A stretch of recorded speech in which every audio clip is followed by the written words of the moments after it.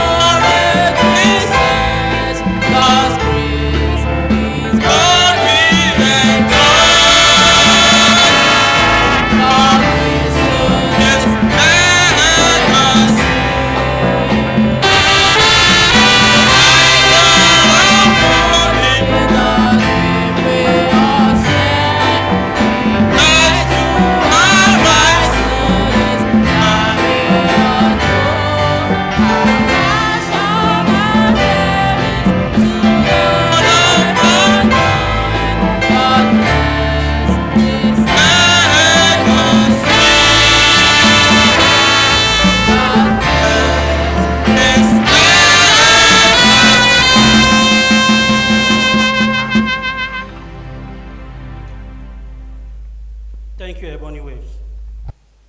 The Chief Medical Director, the Executive Director of Administration, the Deputy Director of Clinical Services, the MDs and CEOs of autonomous clinics here present, consultants and doctors of various locum services, heads and deputy heads of various departments and units, fellow colleagues, good afternoon. and welcome to this emergency meeting. The purpose of this meeting will be made known to us as the meeting progresses. This is our first community meeting for 2026, and I'll be right to say Happy New Year to everyone. You're all welcome to this meeting. It is critically important that as a community, we should stay together. And on this note, I would like to invite the Ebony Waves as they thrill us with their rendition titled, We Should Be Together. Ebony Waves, please a round of applause for them as they thrill us with them.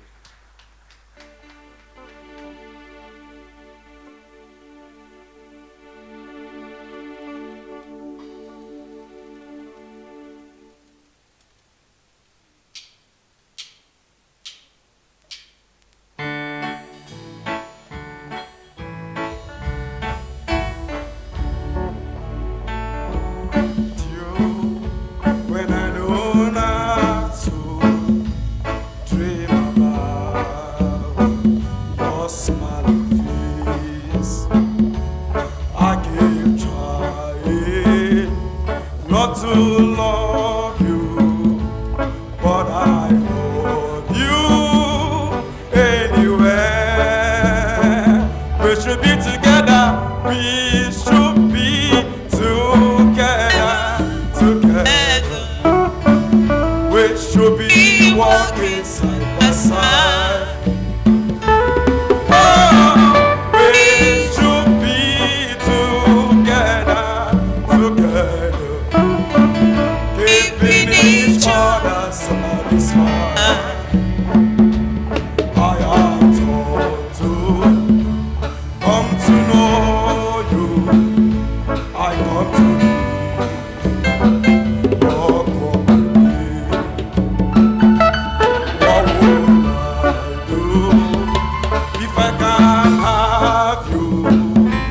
if I can have you, what will I do? We should be together. We should be together. We should be walking side by side. Oh, we should be together. Keeping each other satisfied.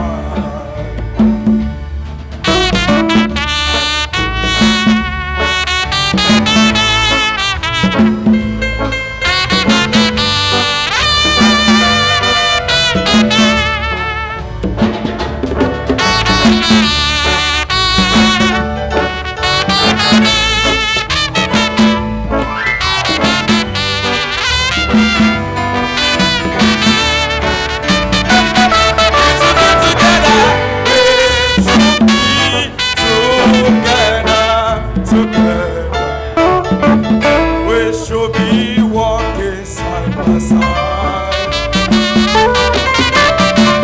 We should be together, keeping each other satisfied. We should be together. We should be together. Oh yeah. We should be walking side by side. Let us keep for us to be here. We should be together, keeping each other satisfied. Keeping each other satisfied. Let us keep for us to be together. Keeping each other satisfied. Keeping each other, keeping each other satisfied. Keeping each other, keeping each other satisfied.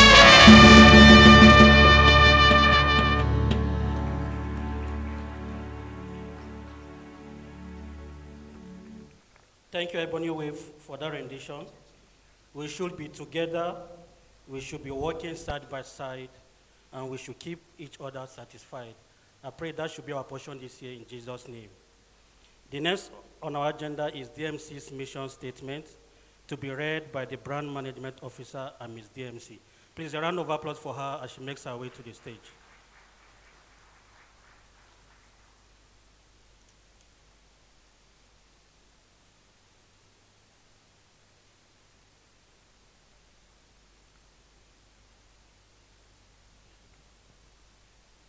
Good afternoon, everyone. All protocols duly observed. Mission statement. Use the private medical sector to create a credible and harmonious platform on which clinicians and support units operating in a decentralized arrangement are able to provide an integrated, comprehensive, optimally effective, and first-class services similar to what is obtainable in the Western world. Through the deployment of a well-motivated and good attitude workforce, using state-of-the-art diagnostic and therapeutic facilities, thereby advance the prevention of diseases, promote client recovery from treatable illnesses, foster learning, encourage research, reduce client morbidity, eliminate avoidable mortality, build successful clinical entrepreneurs, and reduce medical tourism. Thank you.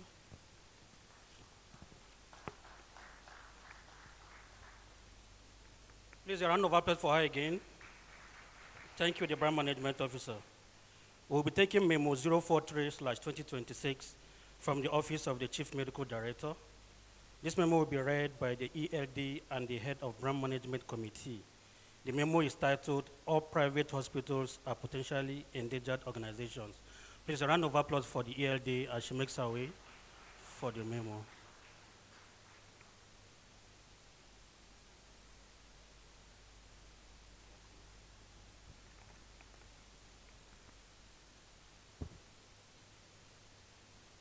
DIF Medical Center, internal memo from the Chief Medical Director to all members of the DMC community.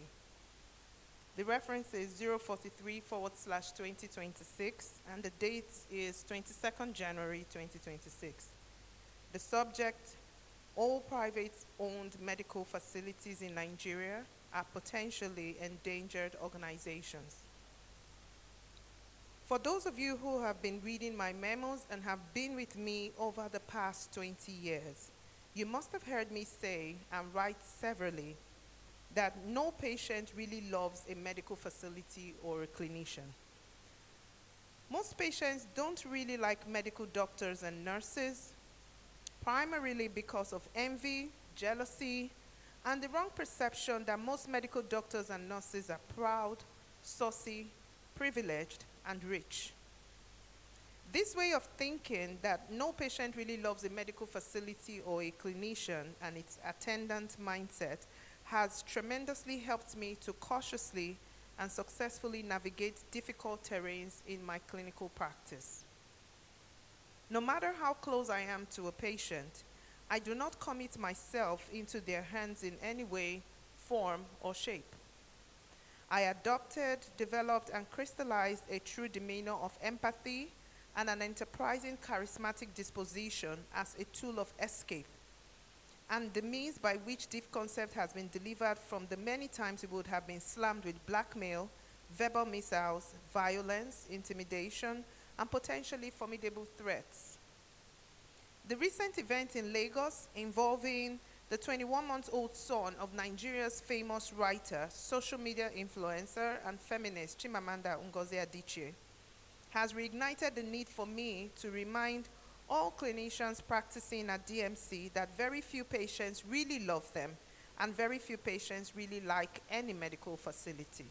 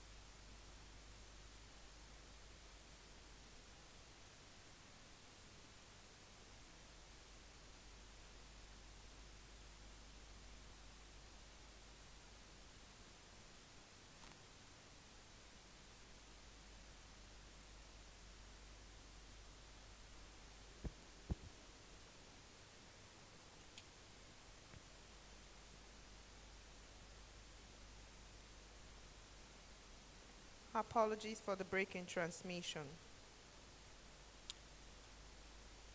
When the chips are down and anything goes wrong, most patients don't remember the good times. At such bad times, clinicians involved in a case of morbidity or mortality and the hospital are jointly subjected to hostility, legal actions, and social media vendetta. Nkanu Nnamdi is the name of the 21-month-old son of Chimamanda Ngozi Adichie. He was one of the twin sons. He died in the early hours of Wednesday, January 7, 2026, from cardiopulmonary arrest at Eurocare Multi-Specialty Hospital, Victoria Island, Lagos. May his soul rest in peace, and may the good Lord grant the parents and the family of this young lad the fortitude to bear this irreparable and painful loss. The clinical history is that Nkanu Nnamdi had what appeared to be an upper respiratory tract infection, which rapidly progressed to a state as to warrant the consideration of a more serious infection, for which a lumbar puncture, MRI of the brain, echocardiogram, and insertion of a peripherally inserted central catheter, PICC, was required to facilitate his urgent medical evacuation to the United States of America for further treatment. He was promptly referred from Atlantis Pediatric Hospital on the 6th of January 2026 to the high-profile state-of-the-art Eurocare Multi-Specialty Hospital located at 293 Eunice Basharun Street, Victoria Island, Lagos, for the investigations. He was due to be airlifted to Johns Hopkins University, Baltimore, the next day, being 7th January 2026. I perceive that if Chimamanda Ngozi Adichie was living in Abuja, they may have elected to rush the critically ill child to Diff Medical Center. Eurocare Multi-Specialty Hospital was acquired barely 1 year ago in March 2025 by Iwosan Investments Limited with Mr. Fola Laoye as the CEO. Presently, the hospital is under very intense investigation by the Health Facility Monitoring and Accreditation Agency, HEFAMA of Lagos State, and by the Federal Ministry of Health and Social Welfare. The consultant anesthesiologist who was preparing the young boy for the procedure has been suspended from practice until further notice. A multi-billion naira lawsuit is being considered against Eurocare Multi-Specialty Hospital, and a threat of potential closure hovers around the esteemed institution. Their hard-earned reputation has been dented, staff morale is at a low ebb, and their clientele will be impacted negatively for some time.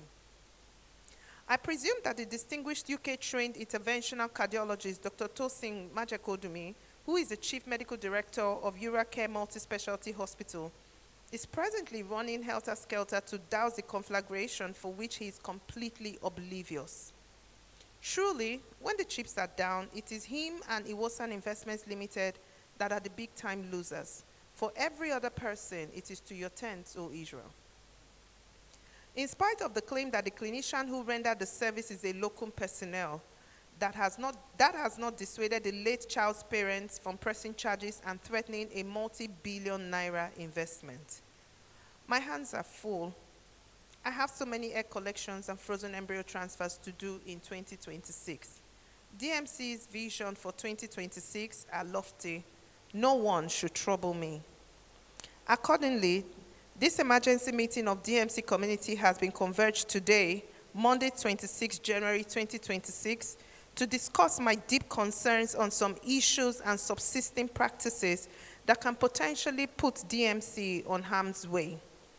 They include proper documentation at ward rounds, poor surgical notes, use of consent forms, poor explanation to patients before carrying out any procedure, including venipuncture, failure to explain medications being served, sticking to standard operating procedures and protocols, preoperative anesthetic assessment of day cases while a patient is already on the theater table, absent anesthetic logbook to document vitals during procedures, including epidural analgesia, lack of logbook in the ICU, promptness in generating reproducible investigation results, lack of consultant pedantic supervision of inpatients in pediatric and adults alike, poor attitude of locum clinicians, uncouth and unguarded utterances by clinicians and other staff of the hospital, poor follow-up of clients after all forms of surgery, including ENT and cosmetic surgeries,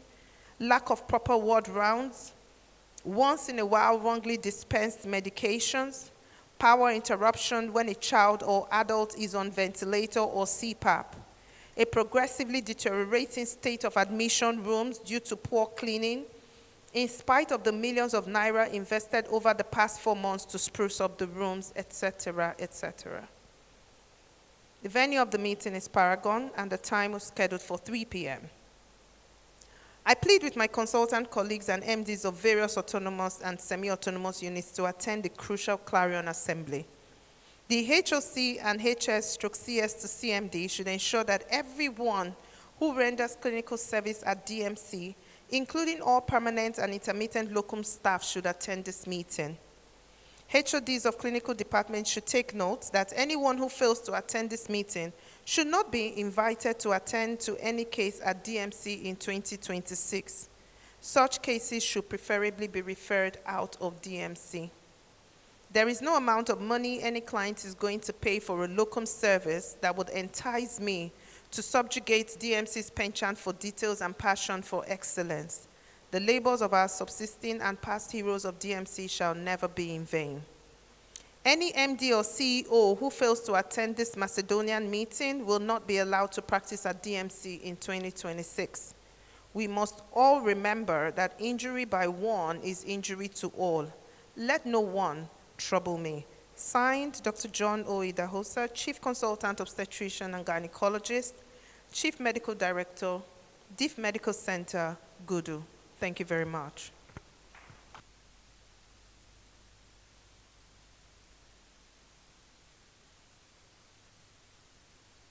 Please, a round of applause again for her as she makes her way to her seat. From the memo that was just read, a tragic event occurred recently in Lagos involving a 21-month-old son of the famous Nigeria writer and social media influencer, Chimamanda Ngozi Adichie. The 21-month-old boy eventually died on the 7th of January 2026 from cardiopulmonary arrest at Eurocare Multi-Specialty Hospital, Victoria Island, Lagos. I will be inviting the Media and Communication Officer, Adeze Onyenemere, for the presentation of the legal framework against Eurocare Multi-Specialty Hospital, Lagos, as published by the print media. Please, a round of applause for her as she comes up for her presentation.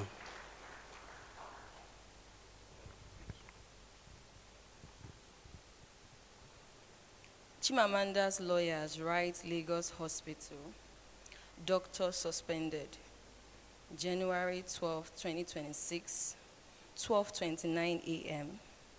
by Benga Oloriniro. The Punch newspaper.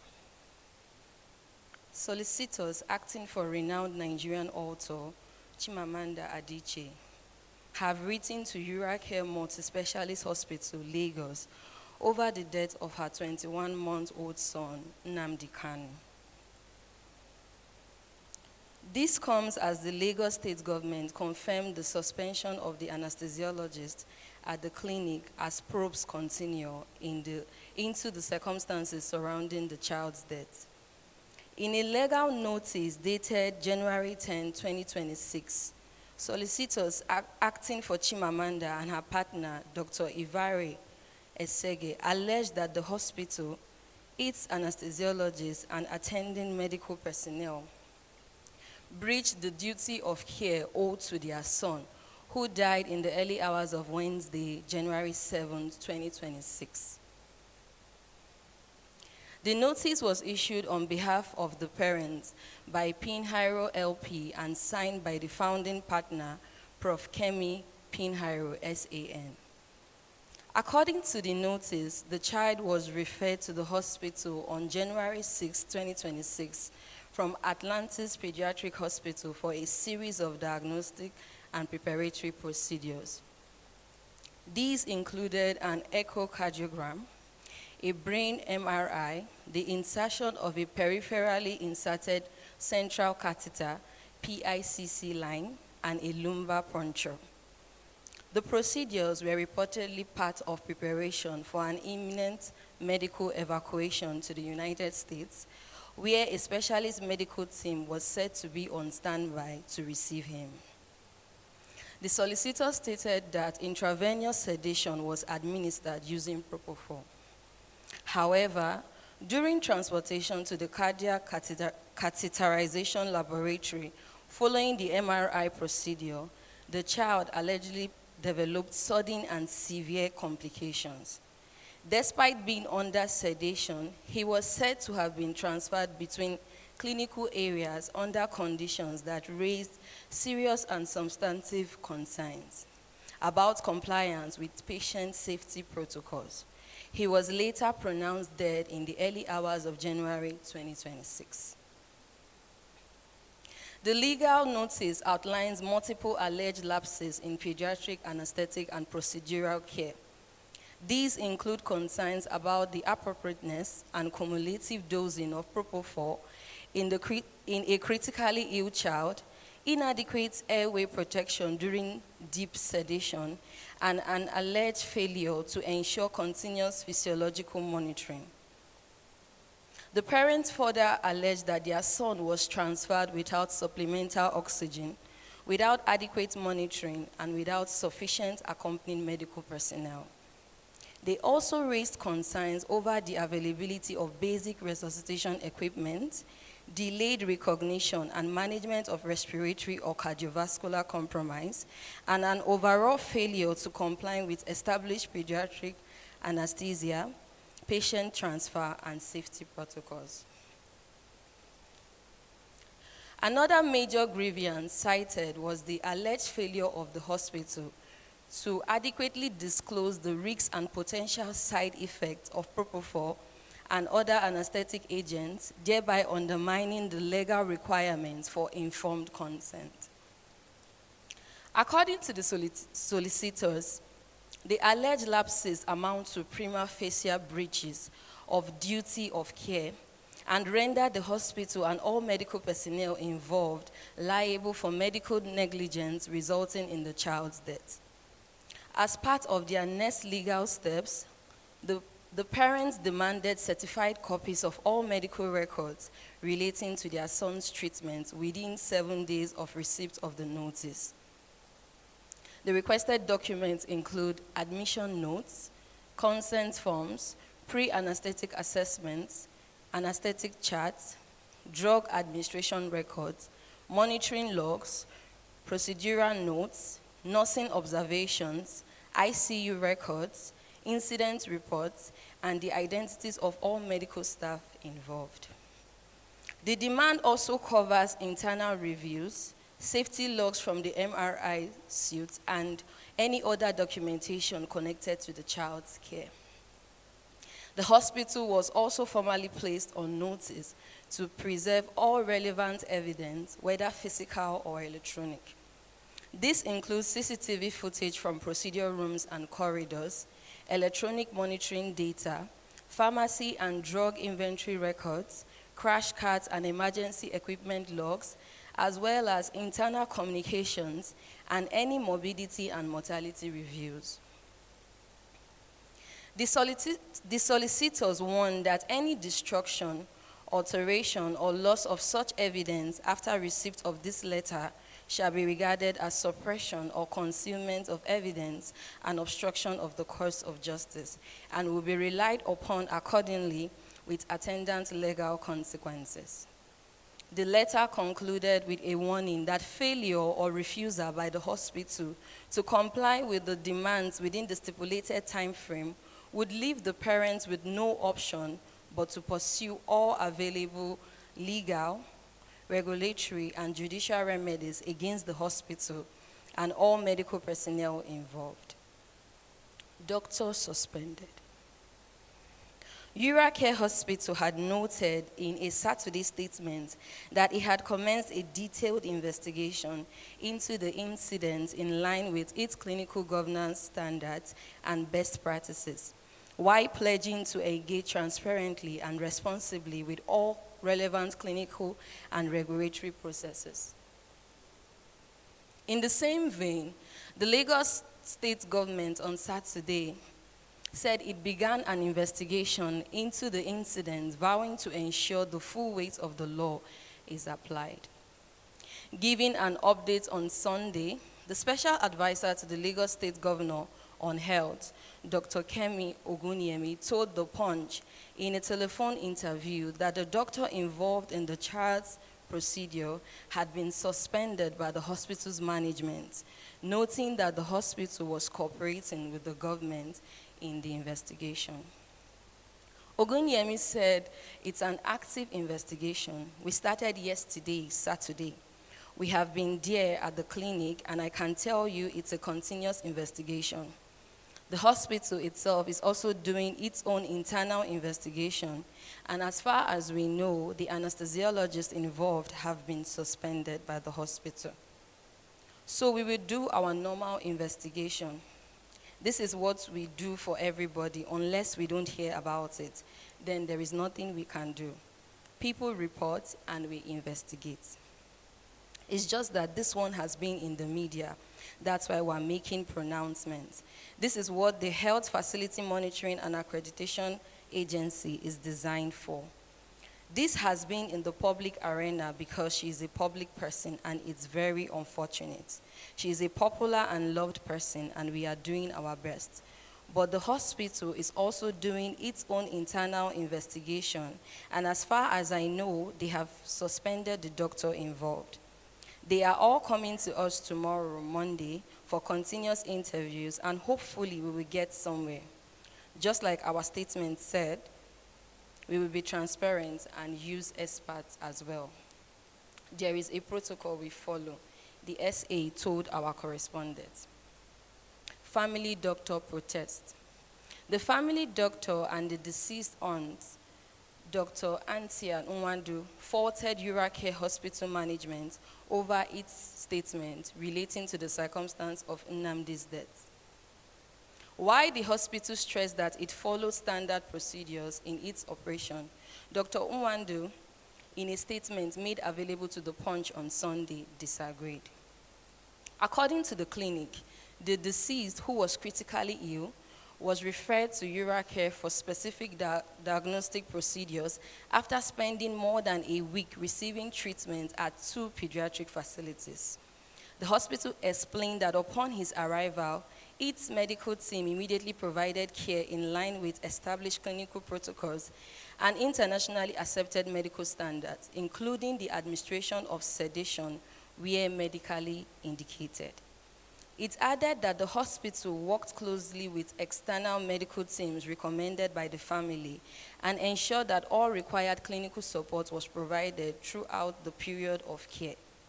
Despite these concerted efforts, the patient sadly passed away less than 24 hours after presenting at our facility, it's noted. However, Nwandu, who identified herself as a dual board-certified internal medicine physician with 30 years of global clinical experience in Nigeria and the United States, refuted the claim that the child had been taken to 2 clinics before arriving at Uracare. This is false. He was in 1 hospital before coming to Uracare for the procedure, she said. She added that international standards demand that a child on oxygen who is given sedation must have continuous oxygen therapy. Did Uracare do this? No. They confirmed this verbally to me when I went to the hospital to question the doctor. International standards demand that the child should have continuous monitoring of oxygen levels in his blood. Did Uracare do this? No. International standards demand continuous monitoring of pulse and respiration. Did Uracare do this? No. International standards demand that when moving the child from one part of the hospital to another, the child must be accompanied by resuscitative equipment in case he stops breathing, a known risk of anesthesia. This can be easily done with a simple apparatus called an ambu bag. Did Uracare do this? No. The aunt claimed that because there were no monitoring, it was impossible to accurately document when the child stopped breathing or how long he was pulseless before resuscitation. Is this an international standard for an anesthesiologist to carry a child post-sedation on his shoulder, unavailable to visually see the child, with absolutely no monitoring, while insisting that he alone would be in the elevator with the child? No. To transfer the child to the ICU, the anesthesiologist disconnected his oxygen and carried him on his shoulder. Is that standard practice? No.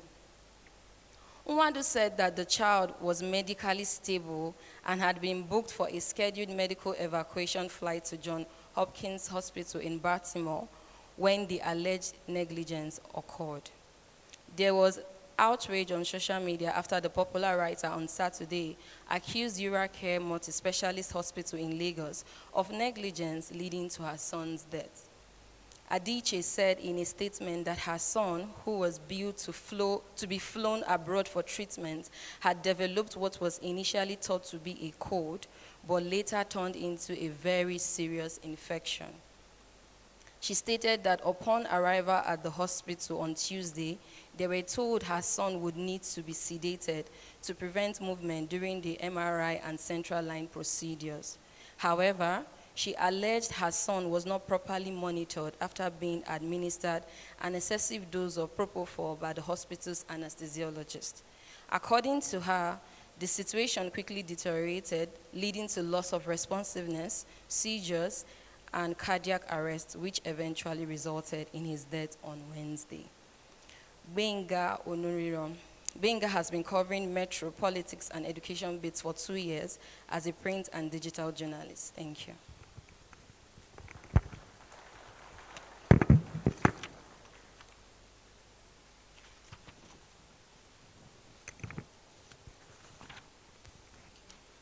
A round of applause for her. She makes her way to her seat. Good afternoon, everyone.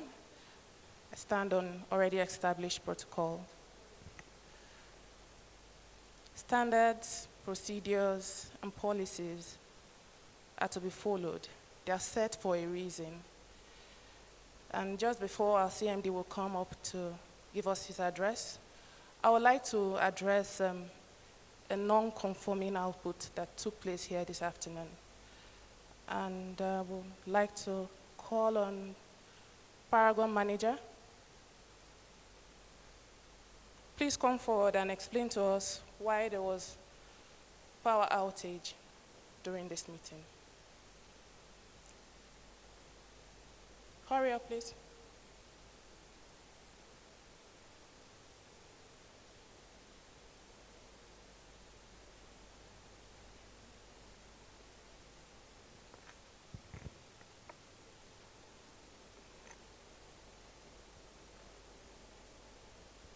So you take the mic and let us know why there was power outage and what is supposed to be obtainable.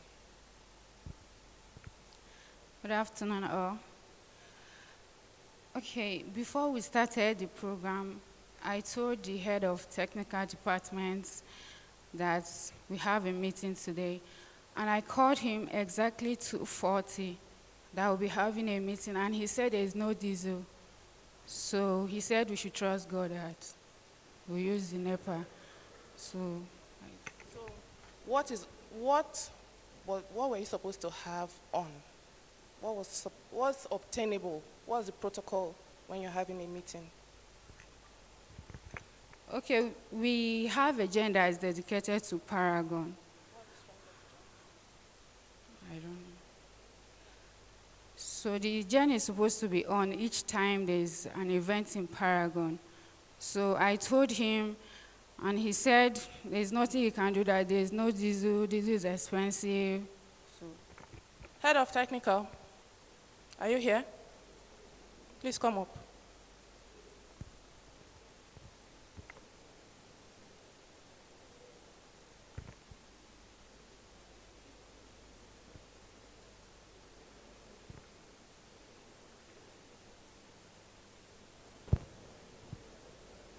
Please, can you let us know what happened this afternoon?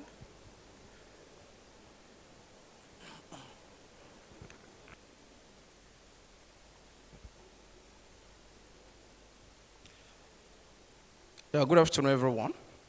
It's not every time we have meeting that the generator is supposed to be on. We have 40 kV UPS. Yeah, that powers Paragon. There. So when he called me, I went there to check whether the battery can carry the program before the generator will come on. So I test. I didn't know that the thing will fail. We have UPS powering the Paragon up, not generator. It's because of the battery of the UPS fail. That is why the light went off. Mr. Moses, if you may recall, in 2024, such an event took place, and we're all called out here, and it was addressed that once there's an event, including staff meetings, general staff meetings such as this, that the 500 kVA generator should come up. So what happened today? Yes, I understand that. He actually called me for the gen. I came here, test the UPS, hoping that at least it hold us for like 2 minutes for the generator to come up, but the UPS failed. TMD, sir, EDA, fellow colleagues, I would like to let you know that the technical department failed us today, and that's why we had that non-conforming output. We apologize for the non-conforming output, and we would write to you again to remind you of what's obtainable. Protocols, standards, policies must be adhered to. I will not take a fall for anyone this year. Please go back to your seats. Thank you.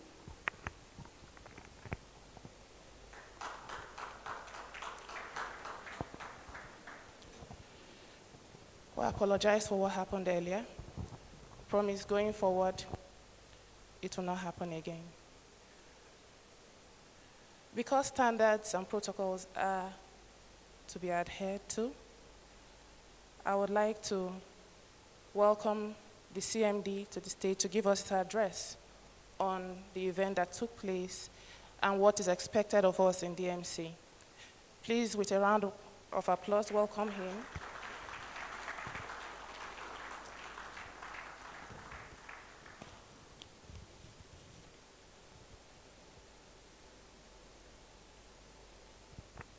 Welcome, sir.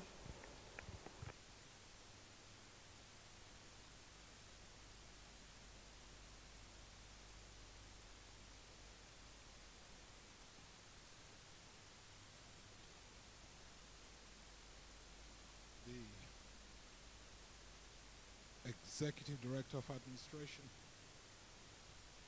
Director of Clinical Services, Deputy Director of Clinical Services, Executive Secretary, Clinical Practice Committee, Head of Corporate, MDs and CEOs of autonomous and semi-autonomous units, distinguished consultants and heads of departments, members of the DMC community, good afternoon and Happy New Year.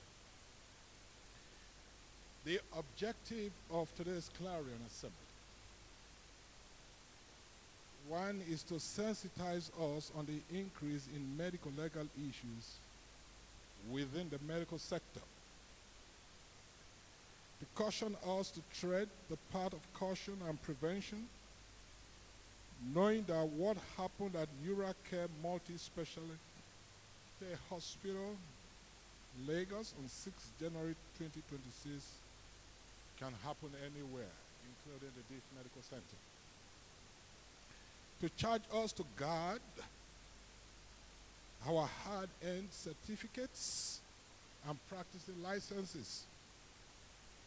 To remind us that injury by one translates to injury to all. And to reiterate that no patient really loves a clinician or a medical facility. That's just the fact. I suppose I have the advantage of biological age of being above 60 years and my postgraduate age of 40 years post-qualification as a medical doctor from the College of Medicine, University of Ibadan in 1986. I acquired my fellowship of the West African College of Surgeons, 30 years ago in 1996, and so I qualify to be called an elder in the medical profession. Only one or two persons here may have chronological advantage over me. No matter how big an Iroko tree is, it cannot make a forest.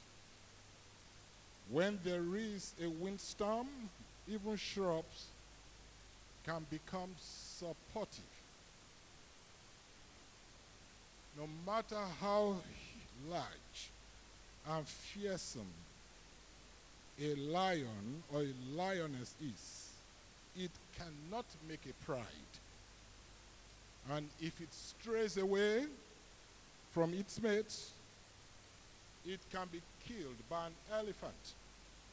Though the lion is the king of the forest, the leader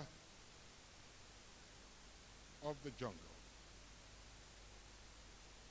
You have all been our faithful errands and dependable allies, holding up the prophet's hands, promoting the mission statement of Diff Medical Center,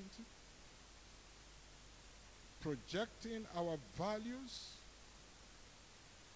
and encouraging our determined efforts to render excellent clinical services within our sphere of influence. You all make the organization big, and I'm grateful.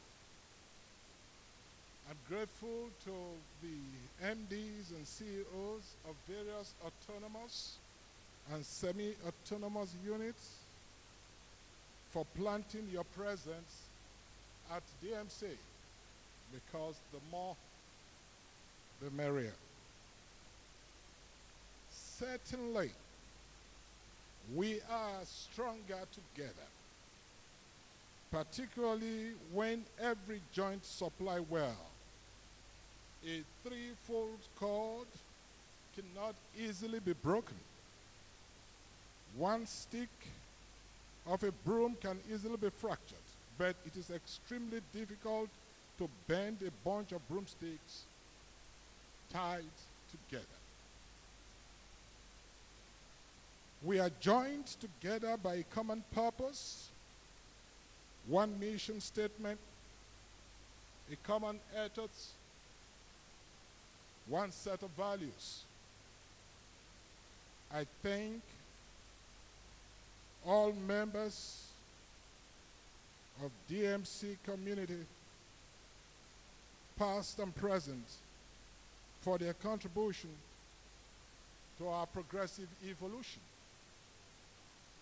Our labors of love shall not be in vain. I suppose when God is to give reward for the work done in people's lives, we all will have a share in the reward package. No patient really loves a clinician. And I will cite 5 instances. A patient was examined by a consultant gynecologist at the Diff Medical Center. And then the patient came to my office and told me that, Dr. Dawes, if not for you, I would have sued this hospital and put that gynecologist on notice. And I asked what happened. She told me that she just did not like the way the doctor was licking his mouth while he was doing a vaginal examination. And I said, what does that mean? What does licking mouth mean? And I tried to explain to her that, hey, girl, cool down. That is just his mannerism. He said, I'll take it because you said so. One day, a consultant gynecologist and an anesthesiologist paid a courtesy visit to the house of the then 7th Minister of the Federal Republic of Nigeria. The wife of the minister had delivered a set of twins from the DIF hospital, but we used donor eggs, and it was a confidential program. So when these two visitors arrived, the woman received them warmly and gave them drinks to take. And then she dashed upstairs to place a call to me and asked me a question. What is this gynecologist and anesthesiologist doing in my house? Dr. Gausa, I hold you responsible if they spill. I told her I understand what she said. And then she went back downstairs to continue to gist with them as though nothing had taken place. I placed the call to the gynecologist and anesthesiologist and announced that there was a case of a ruptured uterus in the hospital and that their attention was needed.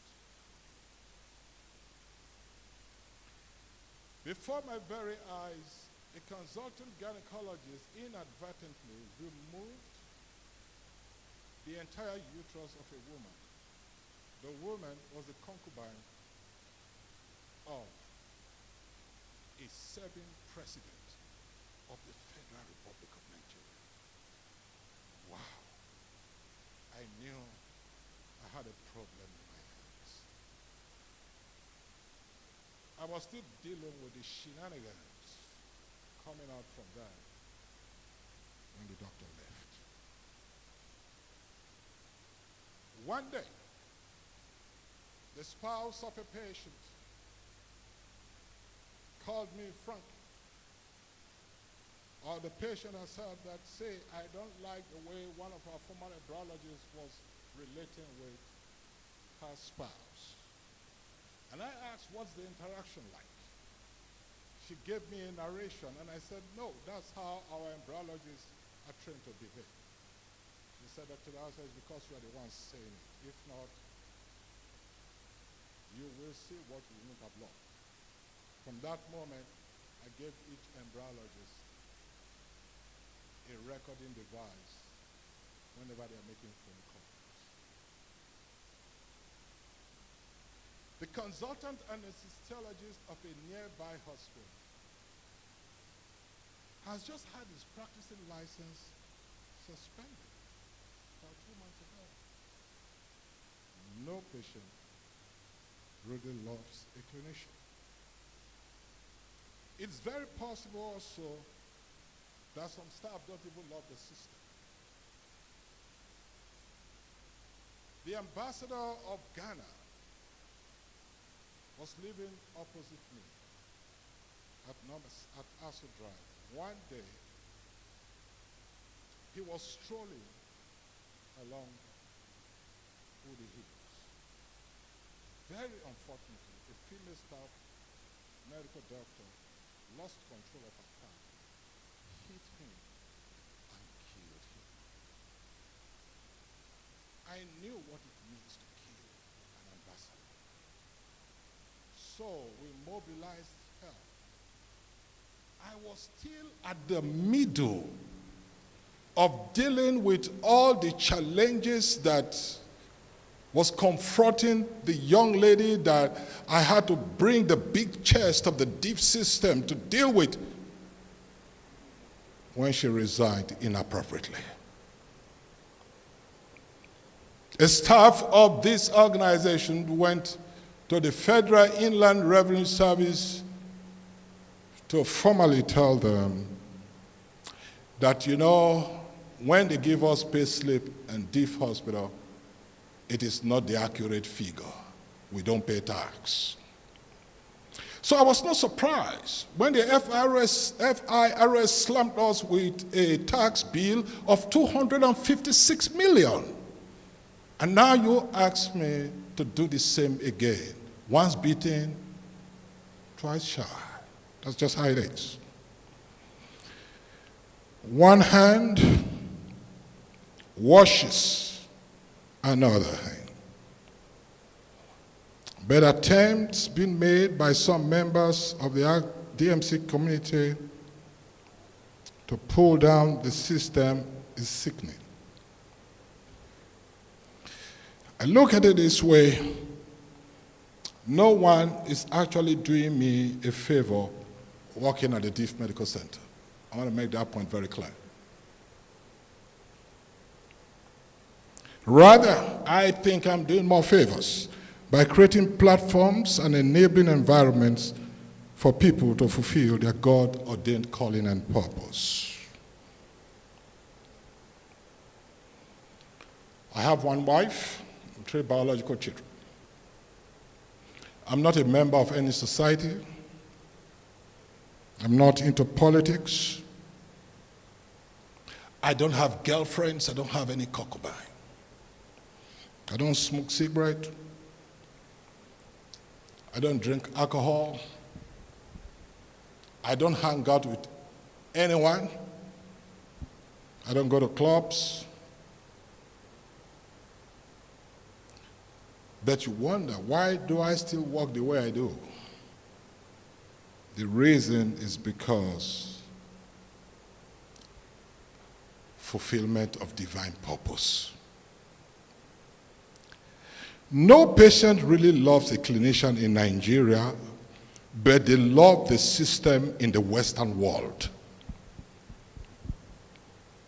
6 months after we purchased this land on which Deaf Medical Center is established from an Army general, he took a trip to Germany to do an annual medical check. Very sadly, contrast was given to him for an MRI. He had an anaphylactic reaction, and that general died on the spot in Germany. I had a patient, a very high-ranking member, director at the Central Bank of Nigeria, whom I did in vitro fertilization and opted to go to the United States for delivery. Before the procedure started, the patient reached out to me, the husband reached out to me, and they were so grateful for a heroic job we did over here. And I wished her well.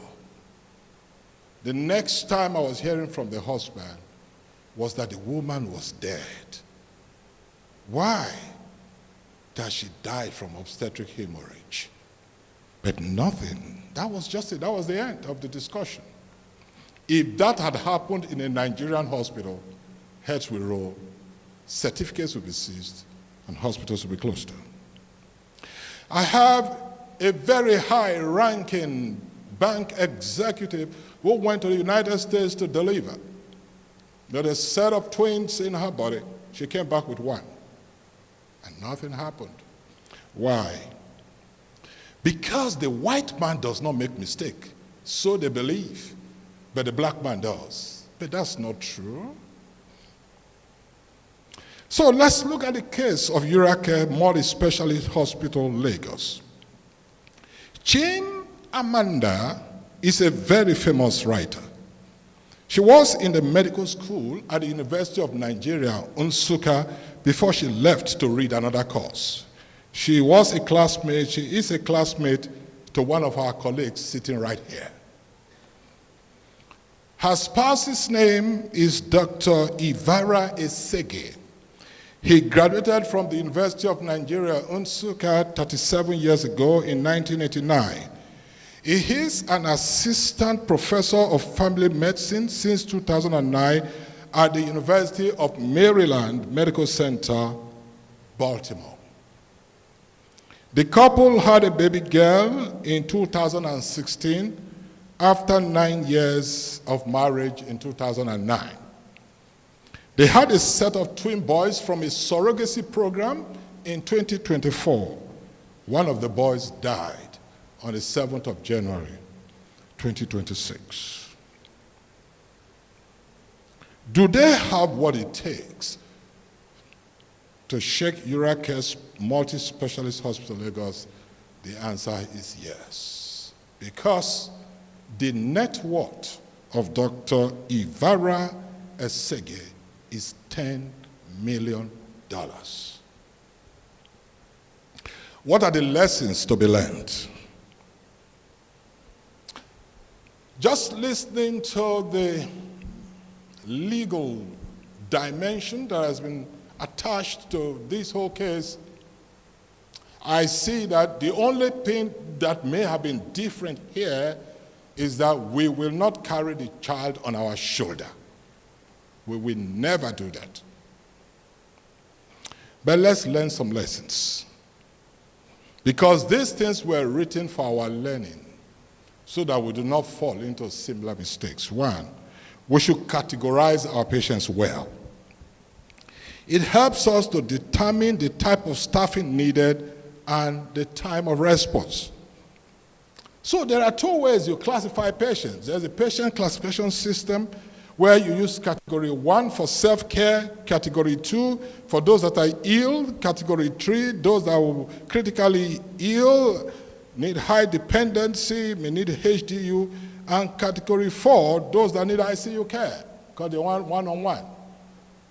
At about 1 this afternoon, the head nurse of this hospital, I'm not talking about yesterday, I'm talking about today at about 1 p.m., came to meet me that there's a patient that is threatening to sue us. And I'm usually very calm when I hear a patient wants to sue us, particularly if it's one of the patients I've cared for before. But how long am I going to take this grace for granted? And I asked, what happened? Why does she want to sue us? And then the narration continued. How he was admitted in the HDU and was cared for, referred to a room, wanted the HDU type of care to continue while in the room without paying HDU fees. How what the doctor told him he's going to be taking is different from what is being given. How this and how this, I'm just looking at. I thought it is you that admitted him into the room. Put the patient in the HDU. If you cannot afford an HDU, can you please just leave this system? The patient was to be brought here last week, straight from another hospital into our high dependency unit, and I told the patient, you get to make this deposit. 2 a.m., I was drafting letters to a lot of you here. And when that money was not paid, I said, that patient is not coming here. Distinguished staff of the DIF concept, I beg of you. No patient loves you. Let's look at the emergency triage.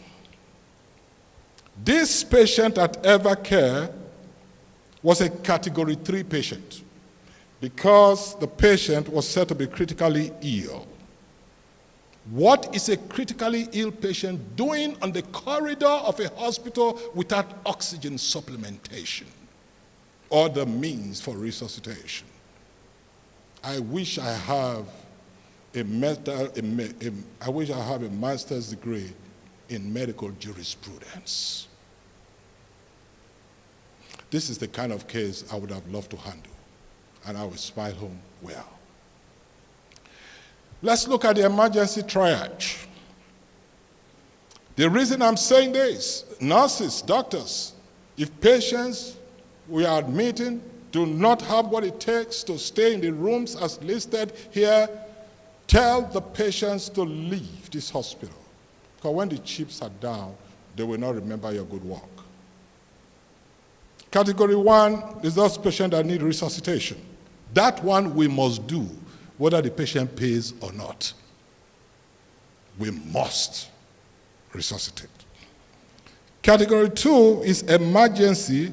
Treatment must be within 10 minutes. If you fail, remember the patient that said she took us to court that is going to sue us today said, I came to this hospital to see a urologist. A urologist did not see me until 9 days. Rather, I was seen by a cardiologist. Is this the true narrative? That's the question. If it is true, then the head of corporate should get ready. Maybe when you stand before lawyers and they insult you, you understand how this work is.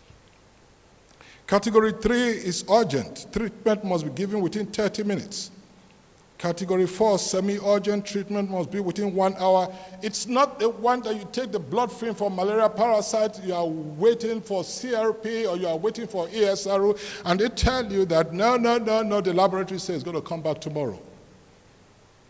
There are lawyers waiting outside these days. Just make a mistake. Give a drug to a patient and not explain. Then there is the non-urgent ones.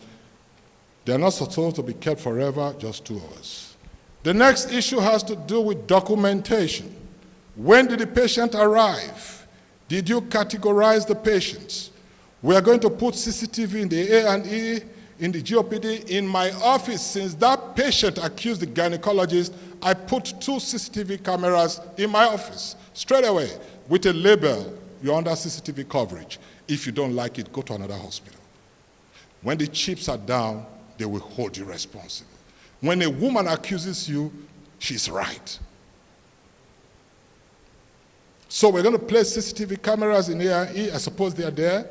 The GOPD, reception areas, in the theaters, in the corridors, in our consulting rooms, in our finance office, just like the lawyer is asking us now, asking URACare, give us the CCTV footage of how the patient was rolling, was being moved from one place to the other. Health information management. You must ensure documented email addresses and phone numbers are correct and updated.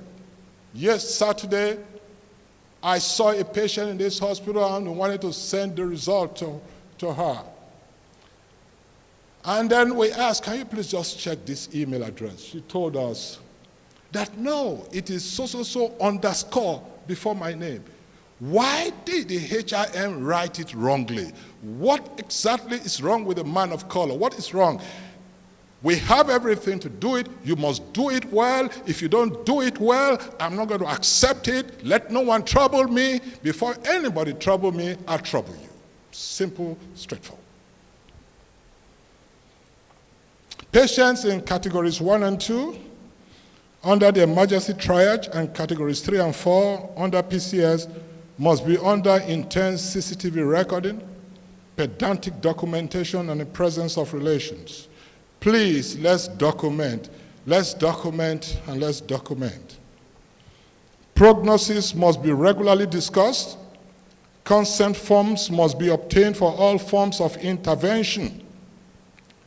Bear in mind that the patients are using their phones to record us. I had a patient in the ICU of recent who was referred to Saudi Arabia.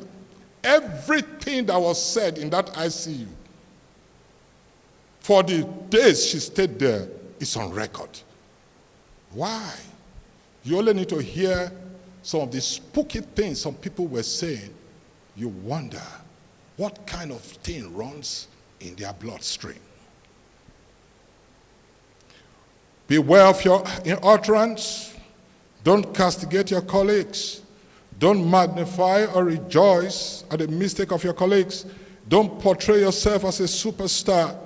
Be careful where you refer people to for specialized investigations.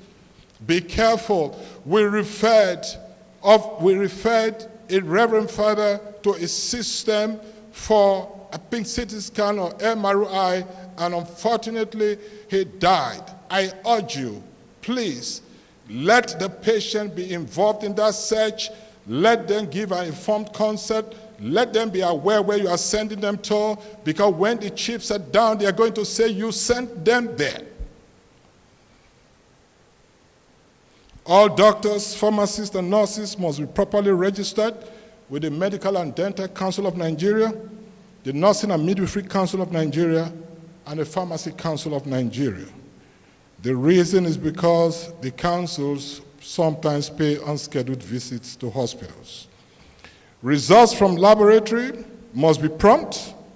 The iStat machine must be used whether you like it or not. Doctors and nurses, whether you like it or not, you must use the iStat machines. If you don't use the iStat machines, we're going to expunge you from this hospital, because when the chips are down, the full weight of the closure of this hospital rests on me.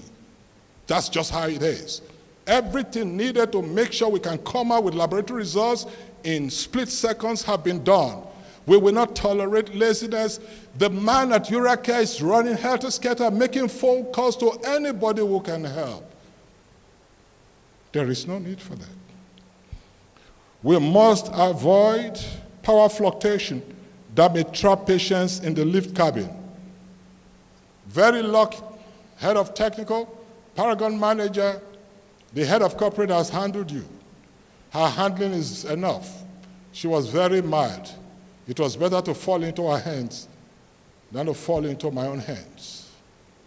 But why should our lift system go up? What if we are rushing a patient who needs an ICU care and the lift traps the patient? In a hospital that made a provision to make sure that under no circumstance should our lift system stop working. Everything that needs to be done has been done. The reason why it does fail is because somebody refused to do his work or her work. We must avoid fire disaster. We have fire alarm systems everywhere in this hospital. We have fire extinguishers.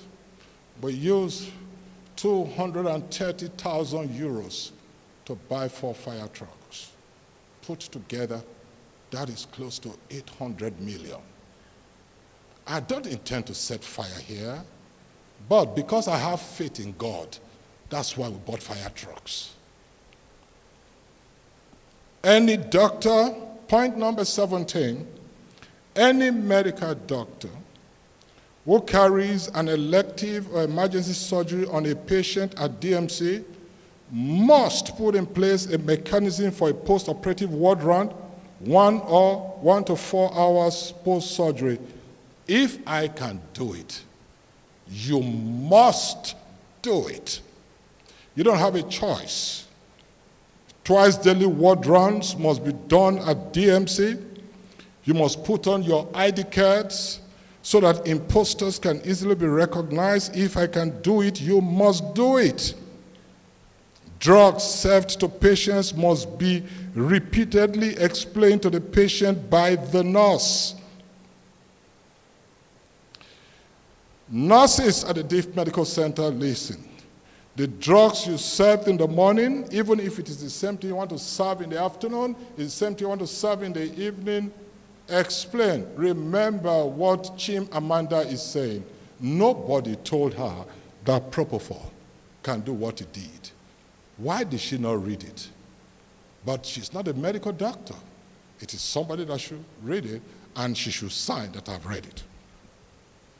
Prior to discharge, all drugs patients go home with must be physically appraised by the nurses and doctors. That is what I do for all my patients.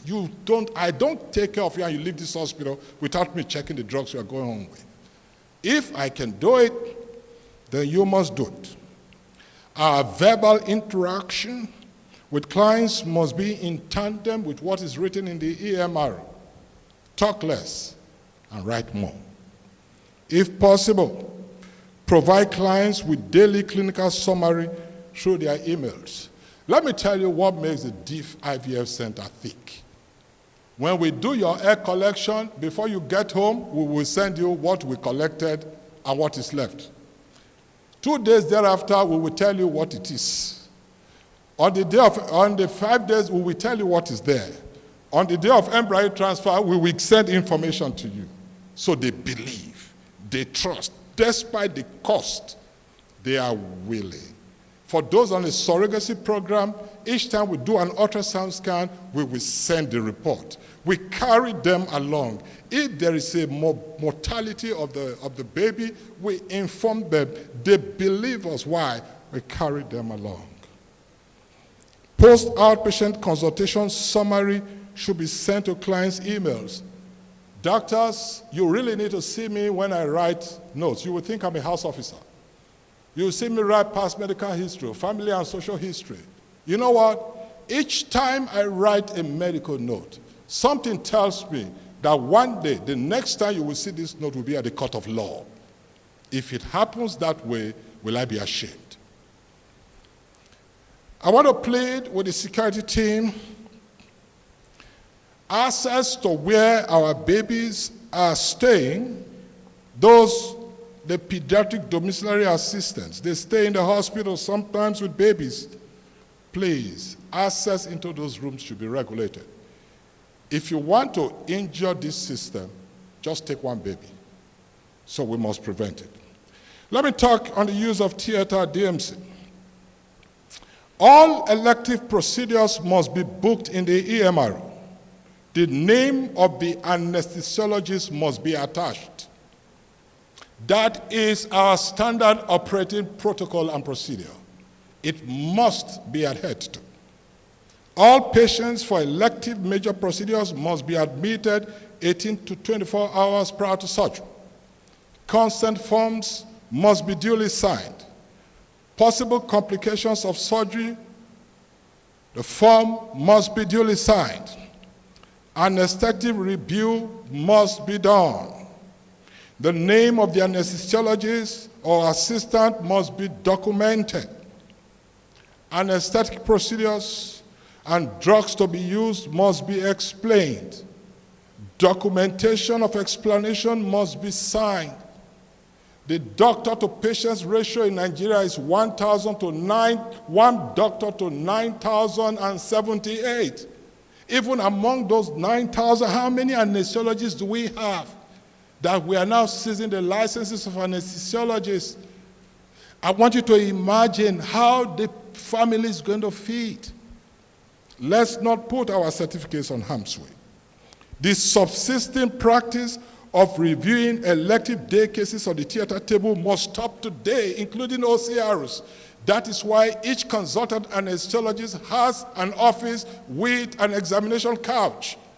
Let's do what is needful. A colleague of mine in Lagos paid 280 million as compensation for a woman who died on the table on the day of OCRO because nobody knew that she had a thyroid abnormality. Who would have known? Who should know? I thought it's the anesthetics that should know. And now the guy paid 200. If you ask me to pay 280 million, I'm going to come for you. Because where do you want me to get it from?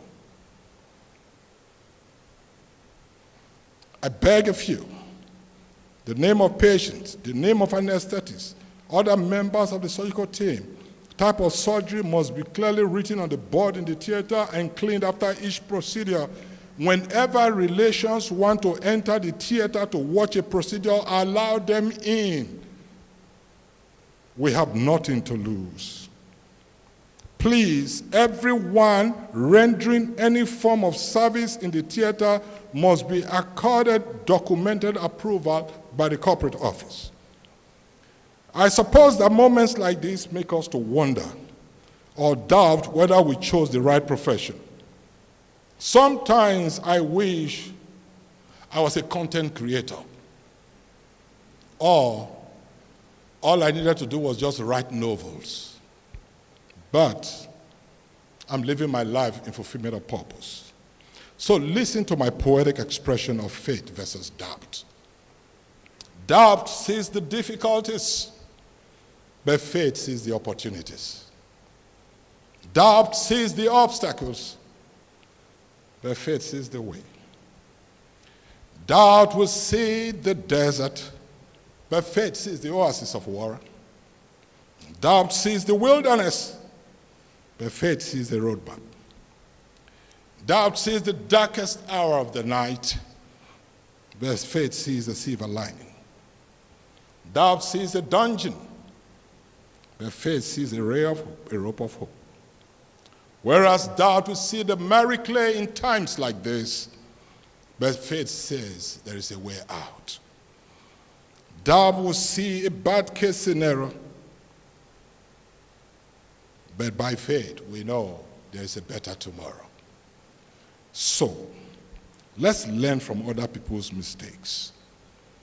The head of nursing should resume the writing of daily nursing reports to the DIF, to the CMD, the EDA, and the Director of Clinical Services.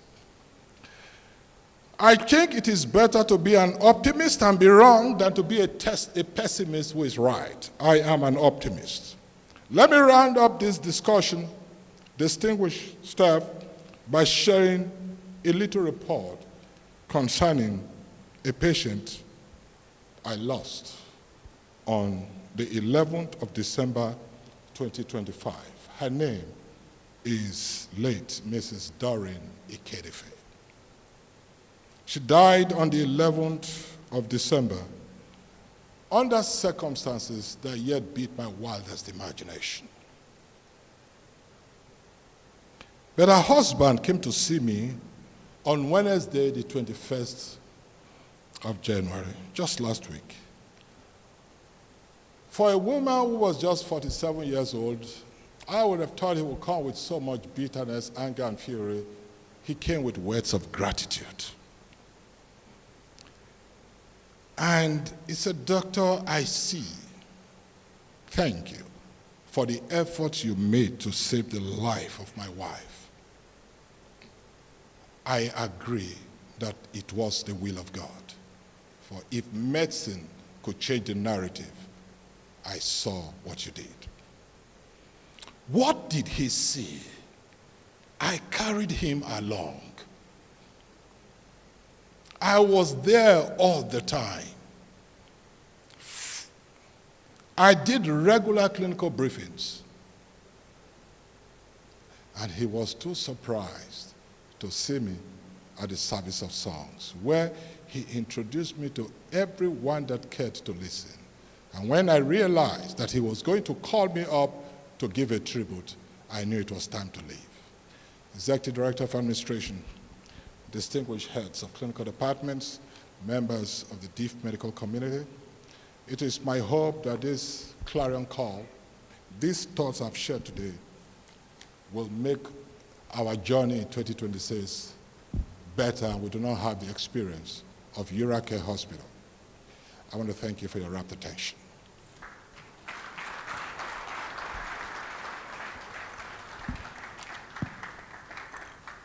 Thank you so much, sir.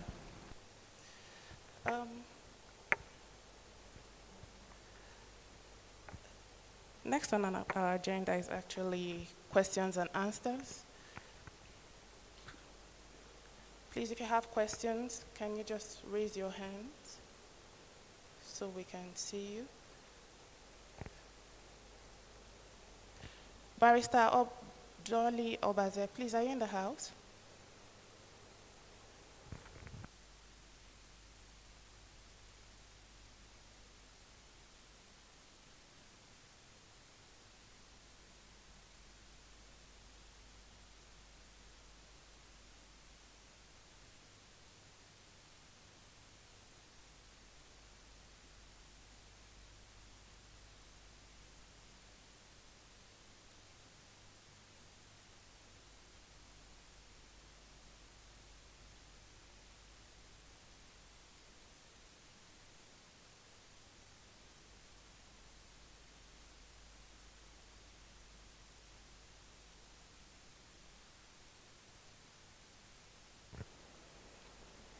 Head of Media and Communication.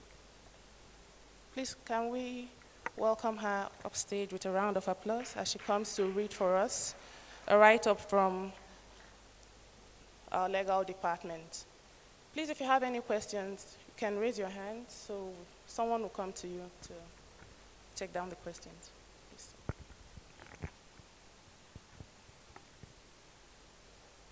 Emergency meeting. Lessons from URACare Multi-Specialty Hospital incident. Remarks by the head of DMC's legal team at the emergency meeting held on 26 January 2026.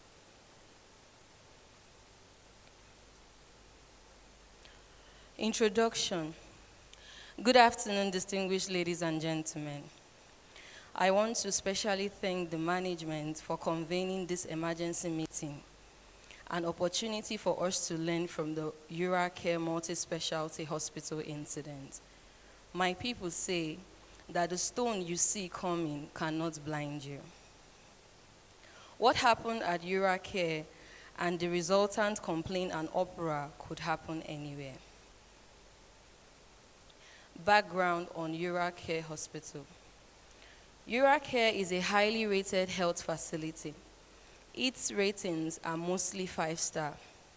One user said, "The personnel are very friendly, professional, helpful, informative, service-oriented, and the hospital has a calming, relaxing environment."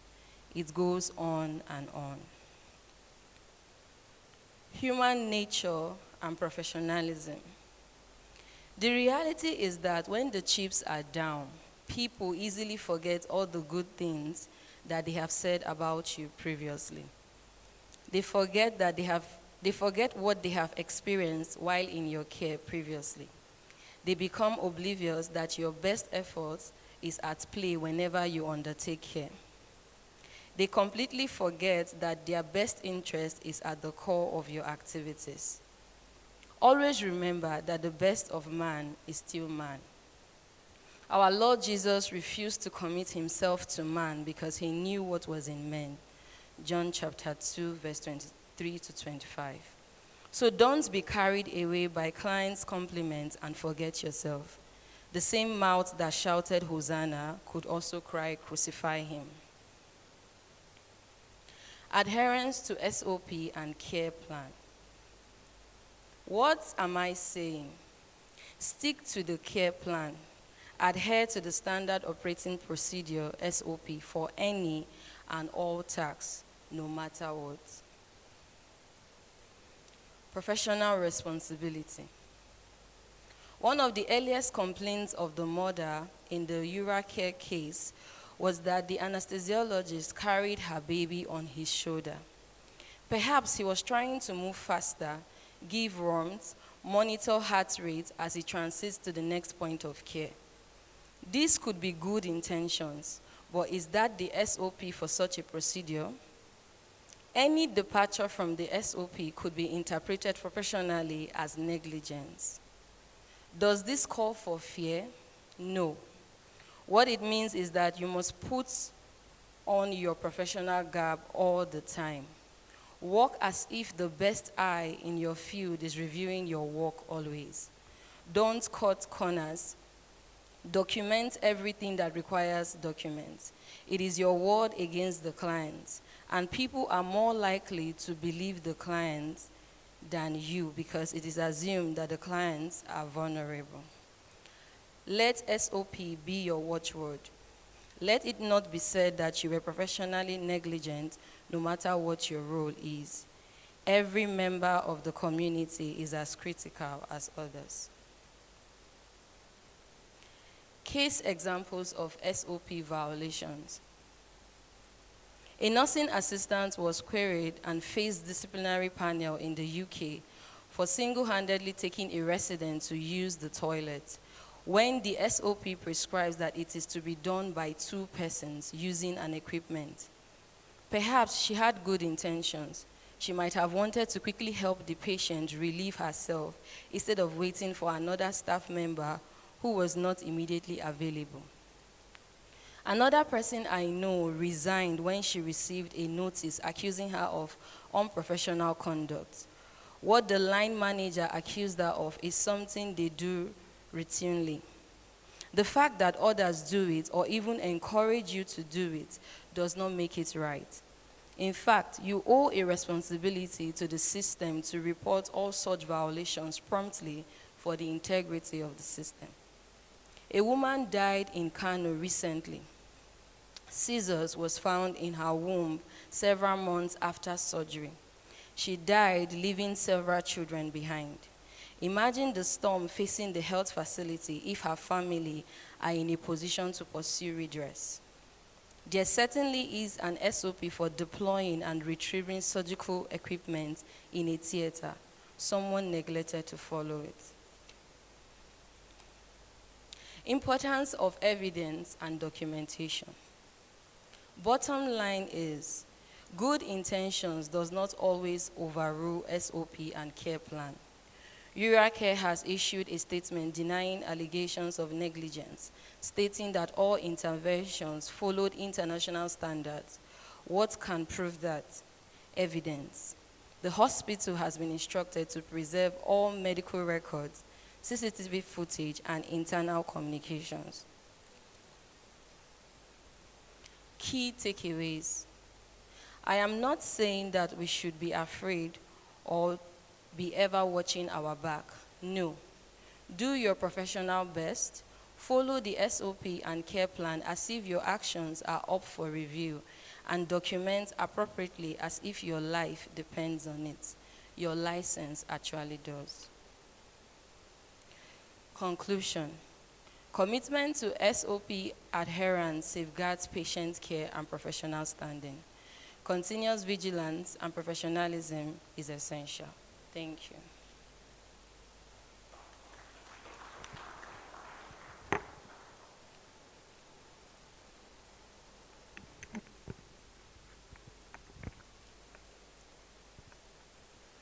Ms.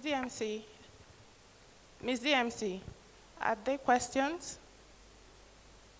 I can see you sharing some papers around. Is it for questions? Okay. The floor is still open for questions if you have any questions. All right. We'll move to the closing remarks. In the absence of any questions, I'll be inviting the Executive Secretary of the Clinical Practice Committee to give us his closing remarks.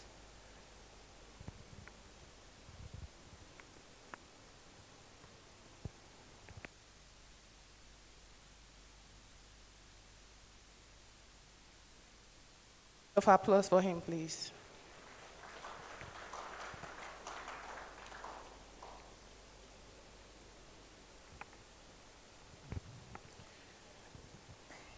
Good afternoon, the Chief Medical Director, the EDA, the Director of Clinical Service, Deputy Director of Clinical Service, the heads of departments and units. Let me stand on the existing protocol, all members of the MC.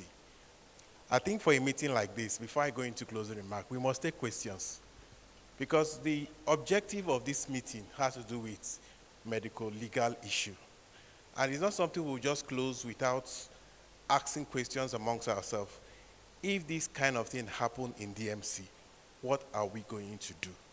If nobody is going to ask questions, I'm going to move with the mic and I'm going to give people to say what they will do.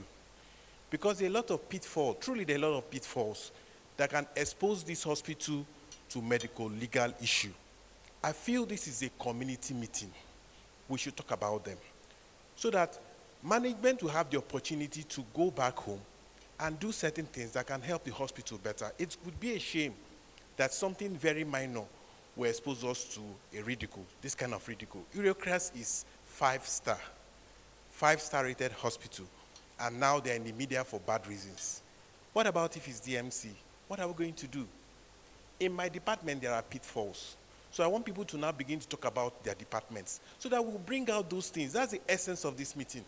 This meeting is not for CMD and the other people to come and read memos we have read. It's for us to sit down and discuss pitfalls so that we can be able to avert them in case they happen. I have issues in my department. Let me start with pediatrics. In the month of November, December, and we were just 2 medical officers working. It was something that gave me so much pain because in the morning, most times, you find out that the doctor that will be in the GOPD will be attending to pediatric cases. That's a pitfall. Somebody, in fact, parents get angry that they will sue DIF. You know, because they expected to have a doctor bringing their child there and there's no doctor. That's a pitfall. And I'm happy now that the management has already done something in that, giving us some doctors.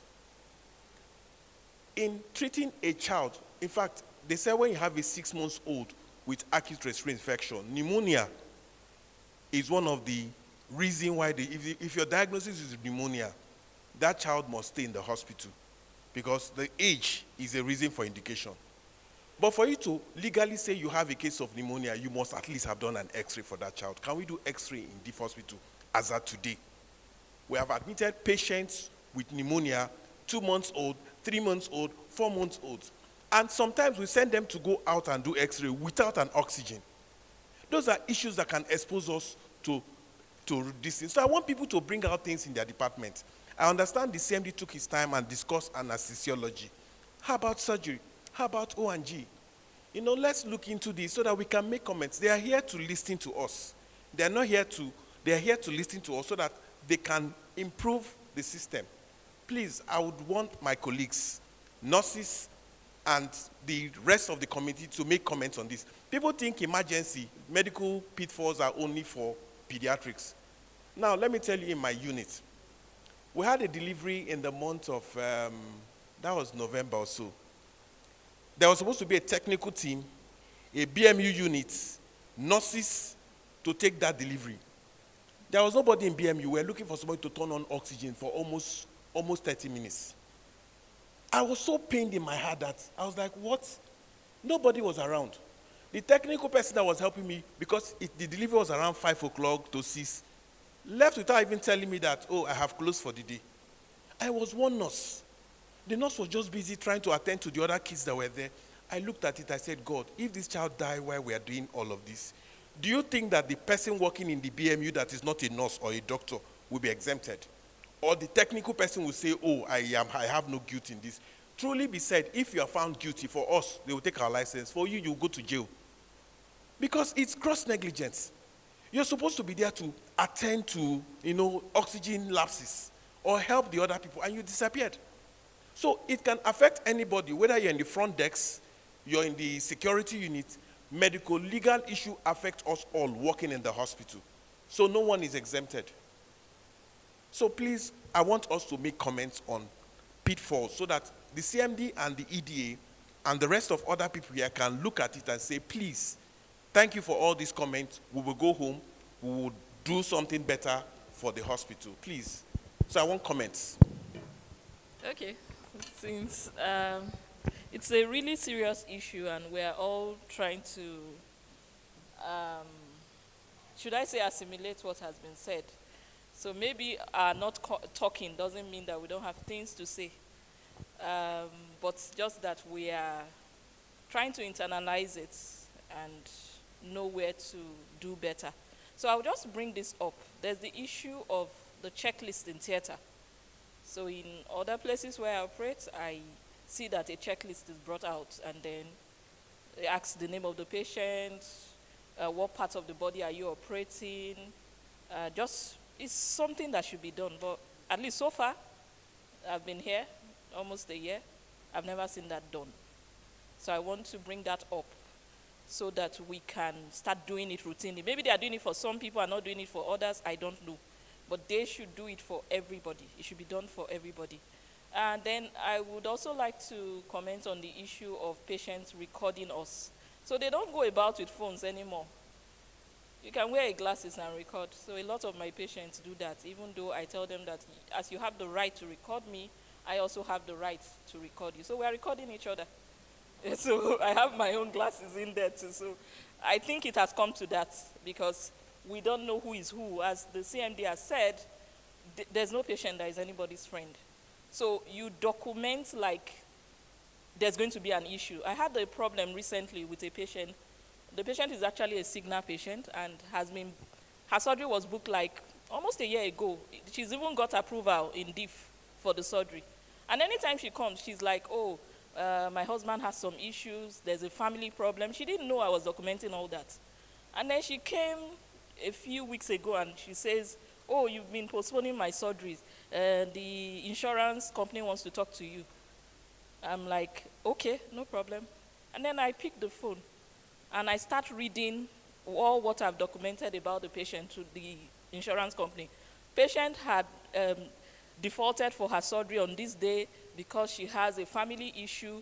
And then the lady was just looking at me and was like, oh, Dr. Lillian, you were not supposed to. I said, I wasn't supposed to record that. I was, because see what you've done now. It looks as if I am the one at fault. Meanwhile, you kept postponing your surgery for flimsy reasons. Until date, we've not done it. But at least she knows that everything is recorded on her page. So I think we should do that because I know that on that day, maybe possibly I would have been reported. Okay, why are you postponing her surgery? And this is a patient that came from Nisa Premier. She has been opened and closed up. I even arranged Dr. Abubakar is supposed to be at the surgery before we go in because a general surgeon needs to be there because it's more like a frozen pelvis. So all these things matter.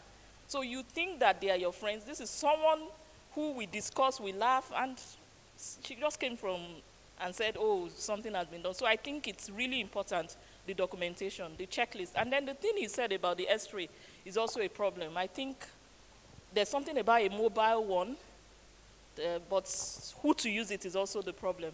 So I think we should try and get one in-house. The hospital is big enough to have an X-ray unit. Thank you. Please, can you pass the phone to the next consultant sitting to her?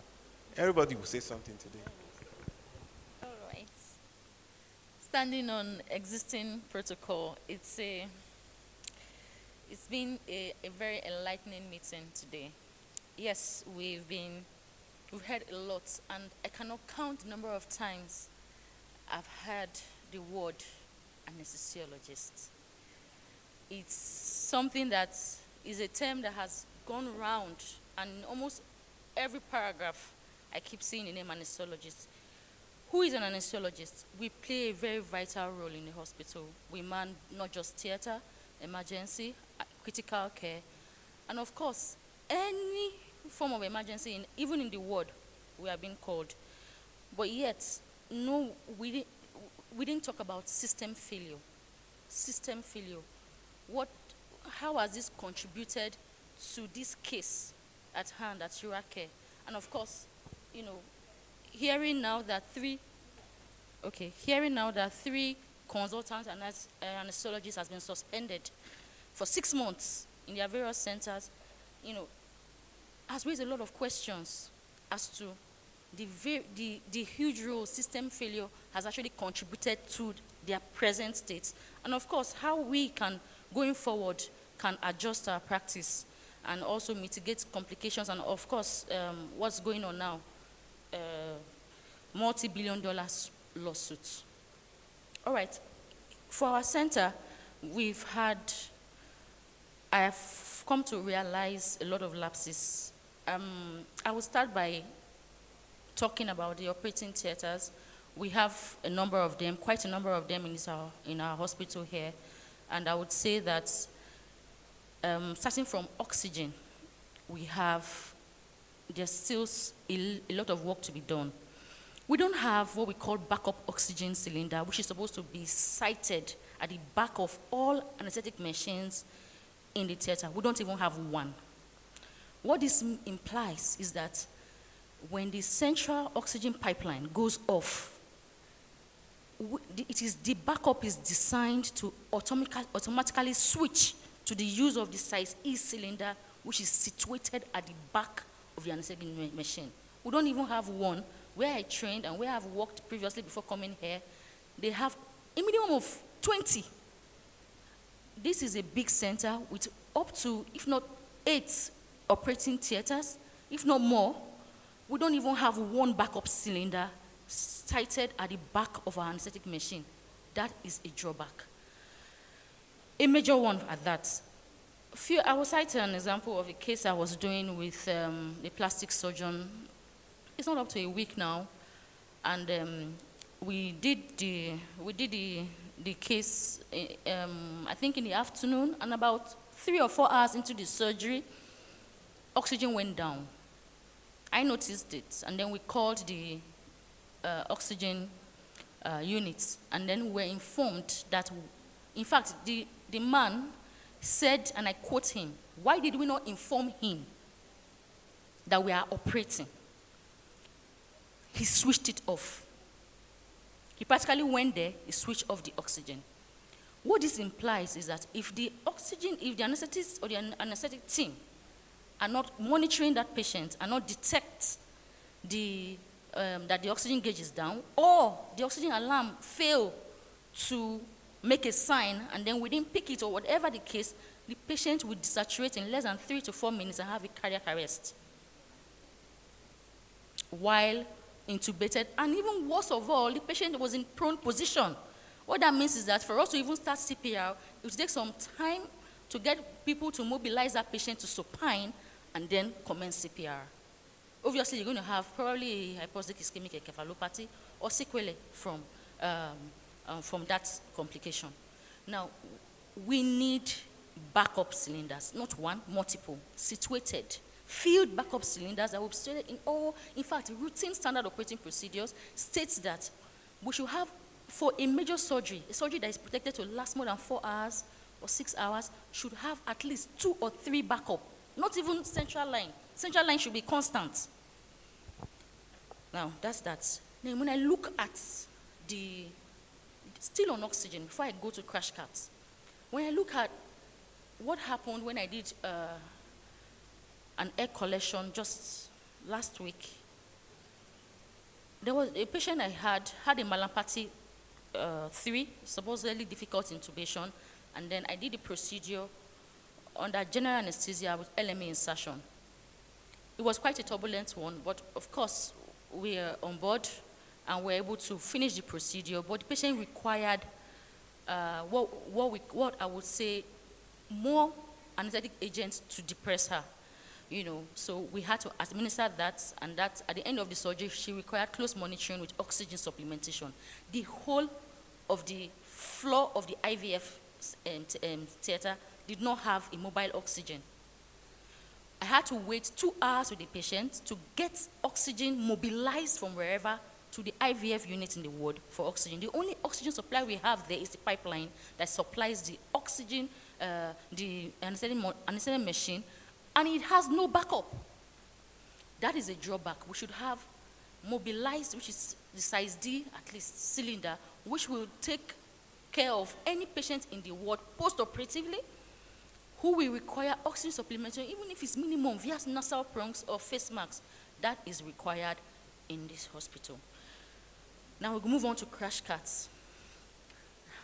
I was approaching, to my previous place of work, Duchess International Hospital, where I worked before I resigned and left there. We have 8 crash carts. Now, 8 crash carts is situated in different locations, including ward. Crash cart is an emergency device, emergency small unit that consists of drawers, multiple drawers with various medications that play a role for both resuscitation, if it's advanced cardiovascular life support or basic life support, whatever, even pediatric advanced life care. Their medications are cited and arranged. Then, of course, it has a chart, comes with a chart. This chart is where we record the dates of these medications, because we have to have a way of channeling these medications back to the pharmacy for those who are near dates, those of the drugs that are near date for expiry, so that other units can use them and then refill, such that there is this channel in which you can actually maintain non-expired drugs in the crash carts. We have these crash cart boxes, few of them, though old school. They are modified ones now that are bigger, that can accumulate a lot of these medications, labeled. The nurses are the ones who are in charge, dedicated people who are in charge, who will ensure that all the medications are being reviewed on a monthly basis. They have a record book and they keep it. And of a truth, there's this regulatory body that come around to check those crash carts. We are the ones who are also, anesthesiologists are part of those involved with the nurses to meet them from time to time, and also when they come to check and tick. And we fill other forms as relating to the care of those crash carts. We don't even have a functioning crash cart that I can boast of in this hospital or even in the theater, that if we have a cardiac arrest now, I have to send my anesthetic technician, send whoever sendable to go and get this, to go and get that, to go and get this. This is not the ideal. Yes, it's not. Something has to be done about that. Then, of course, monitoring. A while ago, a colleague of mine did a case where post-operatively, patient had acute kidney injury and had to do dialysis for about close to 2 weeks or 3 weeks before she got her kidney function back. Now, intraoperatively, we don't have a calibrated urinary can to monitor hourly, which is the standard, hourly urinary monitoring of all patients undergoing surgery that is catheterized. We've run multiple surgeries here, major surgeries here, surgeries lasting for 4 hours, 6 hours, or even more. And I have to go I'm checking the urinary bag from time to time. I will even ask, sometimes I will ask my nurses technicians, estimate this urine. Because there is no calibrated can. Ideally, in ideal setting, we have to chart it. Early urinary monitoring, because the patient cannot come in having normal kidney function and leave theater and has AKI. Complete shutdown, not even, she was anuric. This, you would know, at least when you monitor early, you will know at what hour something went wrong. Challenge the kidneys, you do something promptly before you have complete shutdown. So this is another major drawback in terms of monitoring. The one major thing, anesthetic charts. We don't have one. What we do here, I've come to realize, because I spoke with my head of anesthetic nursing, and he actually showed me in the system, in the AMR, where the charts, it's like an anesthetic chart designed in the system, where after the anesthetic review, where we document, there's a chart system where they go and document vital signs, but that's after the procedure.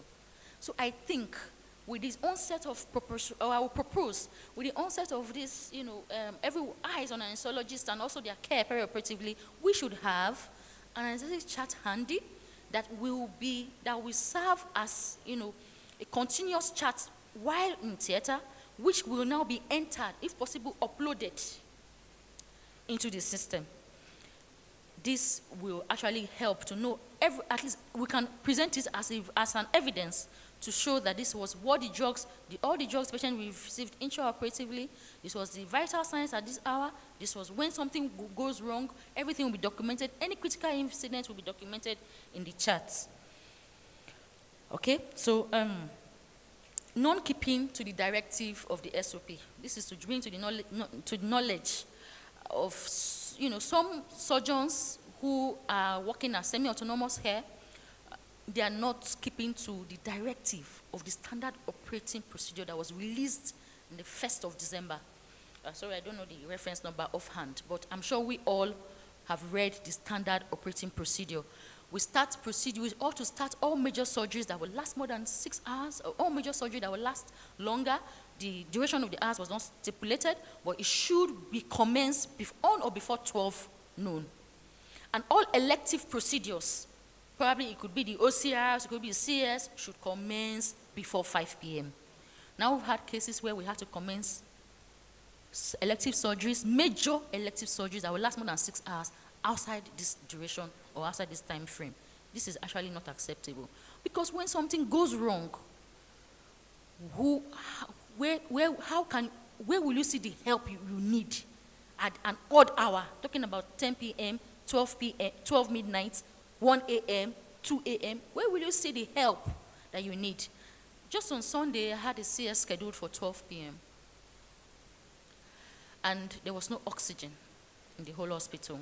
So I couldn't do the surgery. I had to wait for 4 hours for oxygen to come from Kubwa. So they told me. There was no oxygen, so I couldn't do the cesarean section. Though it's the surgery that you do under regional technique, but it's standard, because if regional fails, the backup is general anesthesia. So a standard is for any procedure, you must have oxygen. As long as it requires an anesthetist, oxygen is present. Oxygen must be present. So I have to wait 4 hours. So imagine oxygen finishing when I'm doing a surgery at 1 a.m.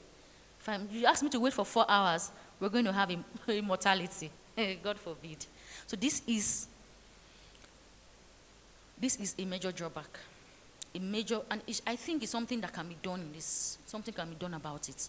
We should have oxygen, not just pipeline, we should also have backup.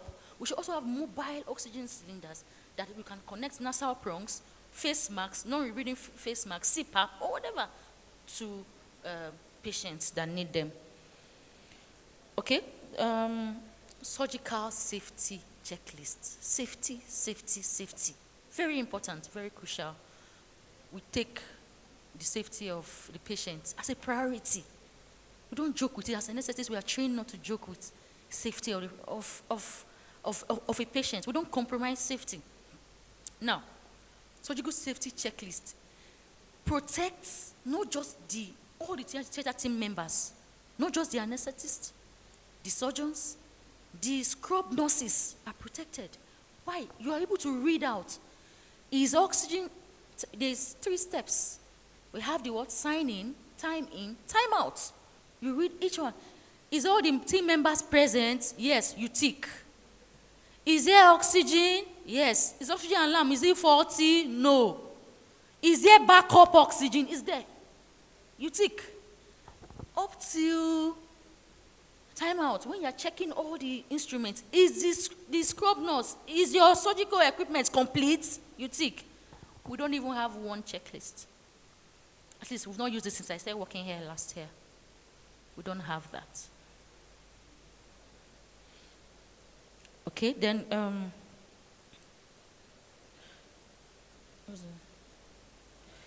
okay, so let's suction. I wrote them down. Sorry about the delay. I have to bring them from my diary. Suction.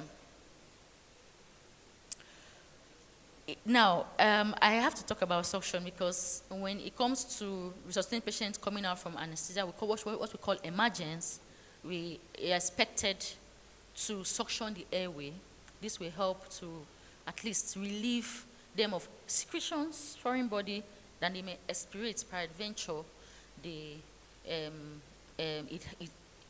suction is going to help us to reduce the incidence of aspiration and chemical pneumonitis. So I have to say this, some suction in some of the theaters, not all, some of the theaters have low pressure. Low pressure means that they will on. You will hear the noise like it speak, but it won't suck. So when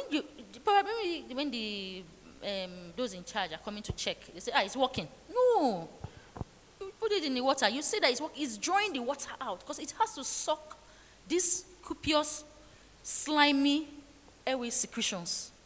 You know, some of them can even suck water, but they will not suck sputum. You understand? So you have to check how efficient what is on in is. The one in IVFs, in fact, we have in the IVF center, we have 2 theaters. The second one that I operated on this morning, I did a general anesthesia with LMA insertion, does not have suction. Where I do OCR, which is the first one, the suction is not sucking. That's a drawback. And some few of the theaters, they have functioning one, but some of them don't have. So we have to wheel suction from probably somewhere and start using. You know, these are drawbacks. Bringing external anesthetic to work in the theater with our surgical or theater staff is also what I should also bring, as I'm standing on behalf of my head of Department of Anesthesia, whom I spoke with this morning, and he also reiterated that fact. So I have to bring in external anesthetists to work in our theaters, in our established theaters, with our theater staff, where we try to stick to the standard operating protocol. Now, it happened that on several occasions, so the nurses, the scrub nurses, stick to this standard operating procedures. But there are some clinical assistants who double as scrub nurse, and it's something that's, it's strange to me. Because when the chips are down, everyone will identify yourself and stand with your certification. When you identify yourself, you stand beside your certification. Now, are you allowed? Are you allowed? I understand the fact that there can be short staff. In fact, you also brought that to our notice when you mentioned when you will see somebody working somewhere, they will draft him somewhere. In fact, it has happened several times that they draft somebody from the ward to come and do scrub nurse. It can happen. You can clinical assistant doubling as scrub nurse. I understand they have the expertise, probably because of the work that's been done. They've done it severally, and the competence and the boldness. But do you have the certification? It's something that I think the CMD, sir, you should do something about. When the chips are down, everyone identify yourself and stand beside your certification. All right, external anesthetist, consultant anesthesiologist, he's certified. He could be a consultant, it could be a senior registrar, he can do the procedure. But I don't know if the MD is comfortable with he or she coming to work with the surgeons and surgical team. Who am I to complain? If you're comfortable with it, it's okay.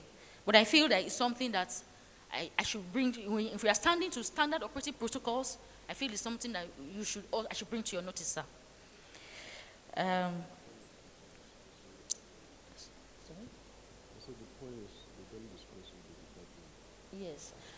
Yes. And the point about this, and the consultant anesthetists that comes in as external to work, they don't discuss with the Department of Anesthesia. So I don't know. I feel that it's something that is odd, strange to me. And from all the problems I've listed, I feel that one is something that I should also let you know. And if you have, for you to be aware of it, sir. Two or better than one. Then one major thing as to this Uracare Specialist Hospital and the Chimamanda son's death. It's quite unfortunate that one of our colleagues is entangled in it and has been suspended. Consultant anesthesiologists are at high risk, at least for the past few months and years. I've only been hearing consultant anesthetists. I've not been hearing other specialty or surgeons being suspended. It's quite a pity to see that I happen to be in the field, a high-risk field. But I thank God Almighty who has been keeping us and ensuring that we don't have such.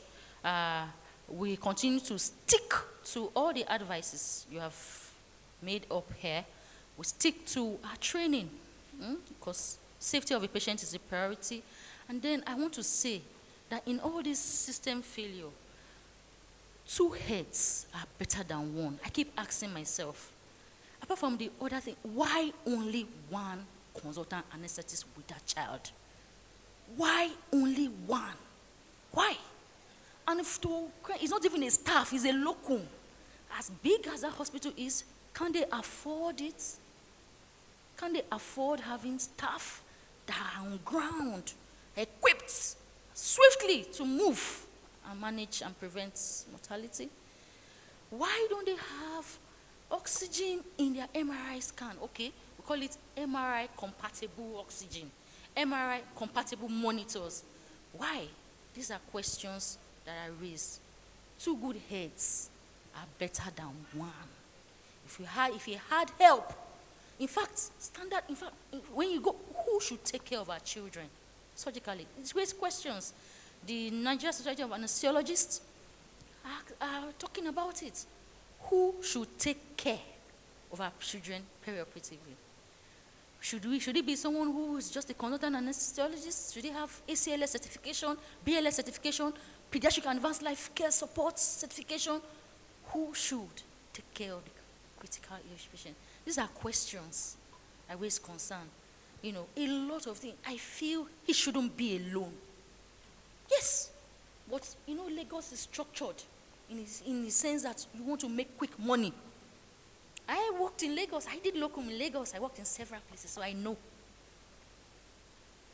And they rely on this locum for cheap labor. Now they are being sued 2.9 billion. You can see. Pay an anesthesiologist and keep him. You said you refused. So these are questions. These are questions. All right, thank you very much. You've done well.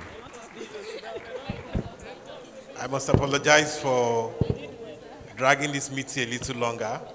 But before we go further, because I'm going to ask specific heads of department questions, I want the CMD to respond to some of the issues she raised. Okay, thank you, Executive Secretary, Clinical Practice Committee. It's a community meeting. So we're here to listen, take notes, and do the needful. Head, biomedical unit, are you here?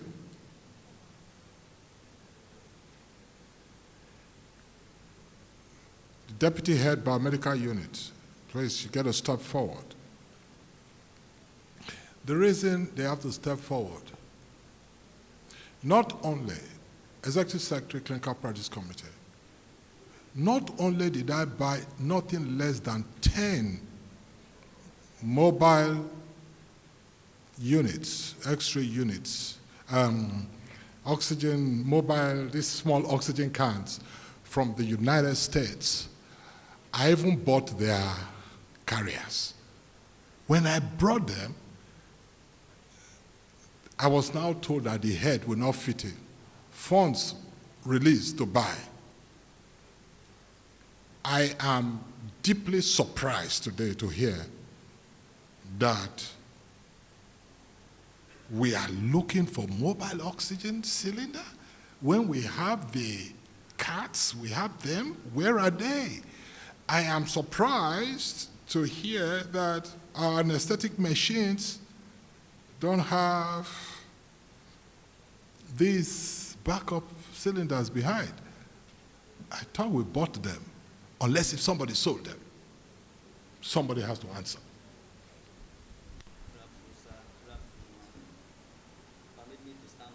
No, we're not hearing. We need to hear. I have other questions for you. Good afternoon, sir. Good afternoon, ma'am. Please permit me to stand on existing protocol. First, she talked about the anesthetic machine.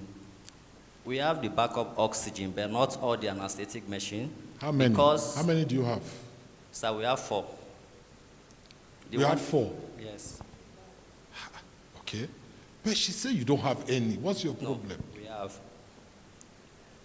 The reason that made us to even retrieve them from the anesthetic machines, all were not fit into this new machine that we bought. All those ones before were for the old ones. The former anesthetic doctor even took us to other hospitals to collect cylinders that were fit to mount on our own, in which we did. But later on, they started having leakage, which we retrieved. And then we bought manifolds, which gave us backup. Immediately there is any shortage of oxygen or that one is finished, we switch to the backup immediately, which we solve the problem of that. Then she talked of backup oxygen, the small oxygen that they requested for it, which took 2 hours. I don't think it is in this hospital. We called for oxygen, small oxygen, and it took up to 2 hours. No, I don't think so. Okay, hold on. She cannot be manufacturing timelines. Yeah, let's answer one after the other. Okay. We have 8 theaters. Yes, sir. I suppose we have 8 anesthetic machines. Even on Saturday, I saw you brought out anesthetic machines, yes. And we were asking, which hospital can we sell these things to? There are too many. Yes, sir. So, do we have oxygen that we can attach now? Do we have? So the ones we have now, they can't fit into that machine. So we don't have? They can't fit in, apart from the ones that are presently there that can fit in there, which they are present in the theater right now. But others that cannot fit in there, we retrieve them because the oxygen was How many wasted. can fit in? So we have only 2 there that can fit in. Okay, so 2 can fit in. Yes. How many they are there? You know what I'm asking you? It's like somebody had money to buy a aeroplane, and you say he didn't have money to buy the tire. That's the way I'm saying this thing. How much is a urinary can? If it's too much, 10,000. Seated here, I can buy urinary can to fill this whole hall, and I won't feel as if anything happened to me. That's the way I'm seeing oxygen cylinder. What's oxygen cylinder? What's that? It's nothing. So it's not like we're going to borrow money from bank. We have the resources. So young man, you see what she has just said is real. If we have 8 theaters, each of them should. So as we live here now, you just follow me and let's make sure it's a community meeting. She doesn't want her certificate to be put online. We must have for all of them. Now you said it's not in this hospital. She waited for 2 hours. Okay, how many hours do you think she can wait to get oxygen? So if they call for oxygen, latest it can take 5 to 10 minutes. At times, not even up to that. Immediately we switch. Hey, young man, 5 minutes is too long. 5 minutes is too long. The Uber would have died. Sir, the reason why it will even take up to that 5 minutes, at times they bring patient out of the theater without informing us. They will all be right. in the Let's room test before now. calling for the oxygen. We need oxygen now. Head of BMU, we need oxygen now. The time is running. It's 5:16. Get us oxygen now. Small oxygen cylinder fast. Then she talked of the sunshine machine. Yes. She talked about sunshine machine. Okay. Yes, go ahead. Also, she talked about sunshine machine in the IVF theater. Sir, we are not aware of that. Nobody informed us about any sunshine machine not working. You can ask them if they request for anything. I attend to them immediately, even though I'm not on duty. I attend to them immediately. So I don't know of the sunshine machines he's talking about. Nobody informed us. Wow. Sorry, just on the information. Is there an SOP to inform you people so that we would now know the SOP? Nobody. Sir, we don't use this thing with them every day. If there is any fault, they need to call on the BMU so that we'll be aware. Then Who are the day? Who are the day that should call on the end BMU? user of this equipment, the end user. Head of BMU, please come and stand with your person. Yes. It's almost 2 minutes now. Yes, The oxygen has not I'm just coming in because the main issue that we have been trying to address today, which I think is the most important one, is the oxygen. Because that has to do with life. And me and the head of finance and the CSO, we've been on the matter for the last 2 hours, even when this meeting was going on, because I said I need to solve this matter. I think last weekend, there was an incident that happened concerning the patient. And no, not a patient, a procedure, an elective procedure, which makes it more embarrassing. And we just realized that after putting oxygen in the places where they are most needed in the hospital, because we cannot sacrifice oxygen in NICU. So let's say I have 6 bottles of oxygen left. 5 has to go to the manifold in NICU. And then 1 has to be ready for emergency. Whatever is elective can be rescheduled, but that shouldn't even be the case. So what we realized is that there was a process we had in place before that was making this oxygen flow to be very timely, no interruption, and that was like when they bring the oxygen and they offload it, they count it there, they sign the voucher there, and then payment is made immediately. So I don't know, along the line, maybe something that has to do with audit, no audit, this one, some staff left. So the problem we're having now is that they bring the oxygen, there is no one on ground to vet it. And because there's no one to vet it, they are not able to audit it. And then there is a kind of lag in payment. So now, because of that lag in payment, over that particular weekend, no, I just want to say that incident is just a one-time incident. So over that weekend, we were supposed to have, because I said for every weekend, we should be having 20 cylinders of oxygen at every weekend. And the reason for that is on Saturdays and on Sundays, the vendors are also not around. But that particular weekend that incident happened, we had just 8 bottles that weekend. And then on Saturday, overnight, we exhausted 4 of the 8 bottles. And then the next morning, I said, you cannot give this to theater as an elective case. Let's prioritize NICU first, while we make arrangements to get the oxygen. It was just one of those instead of, I won't say it's payment, I would say more of vetting. They did not bring, nobody to sign, and that was why that thing happened. Now, if you are going to be talking about equipment. No, you've not finished oxygen. The oxygen, okay. You know what it means for a hospital not to have oxygen? Let me tell you what happened. There were many times people brought empty cylinders of oxygen. That is why the issue of vetting came up. All we want is your unit should vet. Oxygen needed. I thought that's why we have, I am even surprised to hear that there will be 4 cylinders in NICU, 1. But I thought we have up to 20 cylinders. No, I'm wrong? What I'm trying to tell you is that backups, we call it backup. We are talking about our backup. Now, this backup is, we have like 6 centers Okay. of manifold. Now, each of these, the manifolds are supposed to act as a reservoir. Now, what we prioritize, because you need to also know that oxygen is also a commodity. There can be scarcity.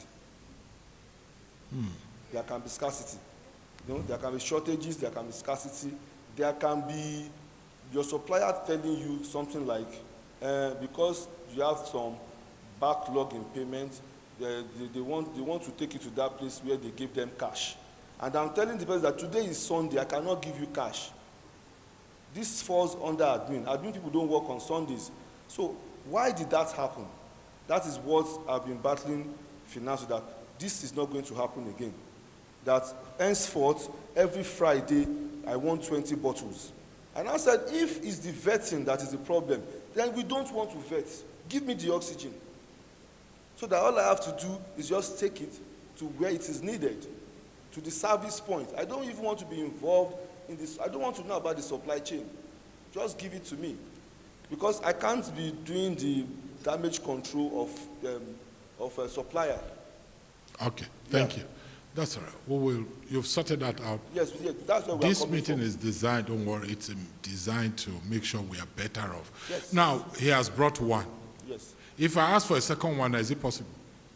Yeah, it is. It's possible. There's a second one. Yes. Young man, bring a second one. And meanwhile, and you, head of nursing, you said that, I'm just hearing a crash card. We brought a container load that contained new model crash cards. Yes. Where are they? Did we sell them? Well, from the way DMC operates now, yes, things like crash cards, they are not under my purview. Okay, Crash Deputy cards Head was Nurse. purchased by Awesome, yes, and distributed to units. Okay. And units are supposed to equip their crash cards. Okay. It is not, because the problem I have now is this. Yeah. People, see, the diff in ASO Drive is different from the diff we have here. Somebody will come and be disturbing me about tissue paper dispenser, what's this thing called? Hand wash, disposable for blood sugar, those things, glucose strip. I don't buy anything. The model, please, for the sake of people that are not well informed, what is operating now is that things are bought by the hospital, and then we manage those things for the hospital. Sometimes, when it involves things that are very technological, our input is brought into it, and what I've spoken to MD about from last year is that, let no man bother me. His mantra last year was my departmental mantra last year too, and it will continue like that. So if anything is to be bought, you, the end user, you sit down. The people that want to sell, they will come. My job is just to be there to be sure that they are not giving us rubbish, and you are not asking for what we cannot give you. So I don't procure equipment. We are only custodian of equipment that have been given to us. So it is not the BMU. The BMU will help you to manage your equipment unless they are procured. And if you require something like equipment, yes, write the BMU, copy the management. Okay, my own job is to now, if management says, yeah, we need this thing, I will now bring the supplier, and the supplier will still come and meet you, so that you will not disturb me, you will not disturb management. And this model has been working very well, because we did the same thing with, I think, with the ventilator, with the video laryngoscope. Let people meet, so that it will not be like civil service, that they'll say, hey, government bought what we cannot use for us. No, we are not practicing that here. We only want to buy what you need. Okay. Do we have crash cards? Are they well equipped? How many crash cards do we have? Please, can you respond? Because. So we have Yes. crash cards at every workstations. I don't know what is a workstation. Just tell, we at have every this. nursing station. One, Like we have at Block B, we have at Block A, we have at A&E, we have at Raffle, and I expect that we have in the theater as well. We have in the ICU as well. All the theaters do have their crash cards. Are they equipped? Okay, right now I can speak basically for the one on ground floor. That is the A&E, because I oversee the returns of it. Yes. Those ones upstairs, they were disbursed to be managed by each head of those units. Yes. I've not had cause to go through them one by one recently, so I won't speak categorically for them. All right. If it's well. Okay, you know what you will do? Make sure the clinical managers check each of those crash cards. What the deputy head of anesthesia raised is a concern, it's correct. Let's not have a crash card. I mean, it's like having a fire truck and they didn't have a battery. Then there's fire, they call everybody here to come and push it. It can't work. If we have a crash card, it must have everything. For the calibrated urinary can, head of awesome, we're not, you see, when we finish today, we'll get to talk, we'll get to buy it, okay? Today, it's not scarce, it's everywhere. Now, talking about an aesthetic chart, we have the privilege of having a very distinguished chief consultant anesthesiologist on locum here today. He started today. He's going to make sure we have an anesthetic chart. I can't, how will I know what it looks like? Ask me, the anesthetic department don't know how an ICSI chart looks like. Because that's not their field. It's not my field. I don't know how an ICU chart looks like. I don't know how an HDU chart looks like. I don't know how to keep an anesthetic log. So when we say we don't have, who is going to do it? Who are the people? The people to do it are the people that are the end users. So please, chief consultant, anesthesiologist, let's take advantage of your presence. And please, let's design those. If you bring me the design today, I will print it out tomorrow. I promise you. Yes. To put it on the AMR. Okay, so let them design it. Now, talking about safety checking, if you go to the CMD's theater, you will see a particular clock. You see this thing, I went to a hospital in the United States, I saw it. That, when a patient comes in, bam, press this button, clocking. They do this clocking, I put it there. I put a step down. Have you used it once? What do they want me to do? We taught people how to use it, that everything should be documented. When you enter, cross-check things. This is the time it was done. Type it in, it is done. So I think it's a wake-up call. There's no reason why we should have a suction machine that can only suck water. It should be able to suck sputum. So if the head of the department of anesthesia said it's not working, then it's not working. So who is supposed to report is the anesthetic department, or they should train the people in BMU on how to know what to check every day. They are not on locum, they're on full time. So they must do the job for which they are paid. Now, so bringing external anesthesiologists, head of corporate, I'm sure that's within your purview. Let's put it this way.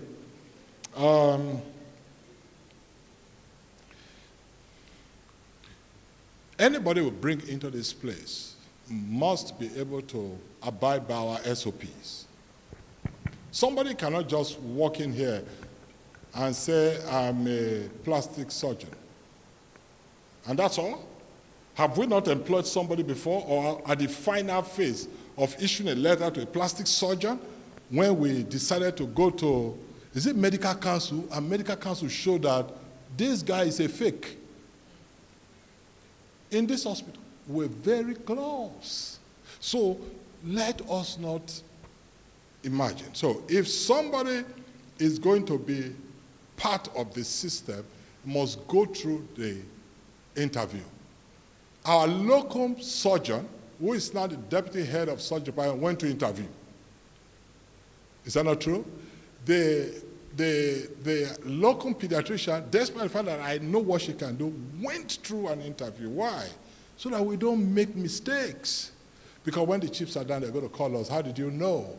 So no interview, no access to our theater.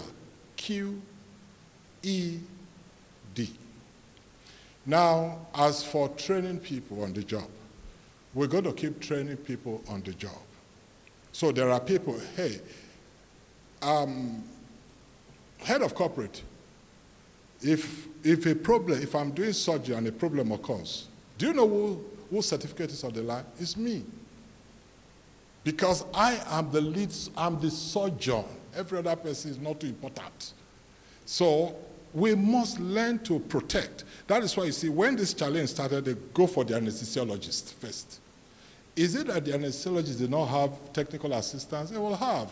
But those are not the people they are interested in. They are interested in people that have the certification to operate. So I think that has sorted out the issue of the anesthesiologist. If you used to have such a man or woman come here, he must go through that clinical practice committee for a formal interview, for his name to be gazetted as part of us.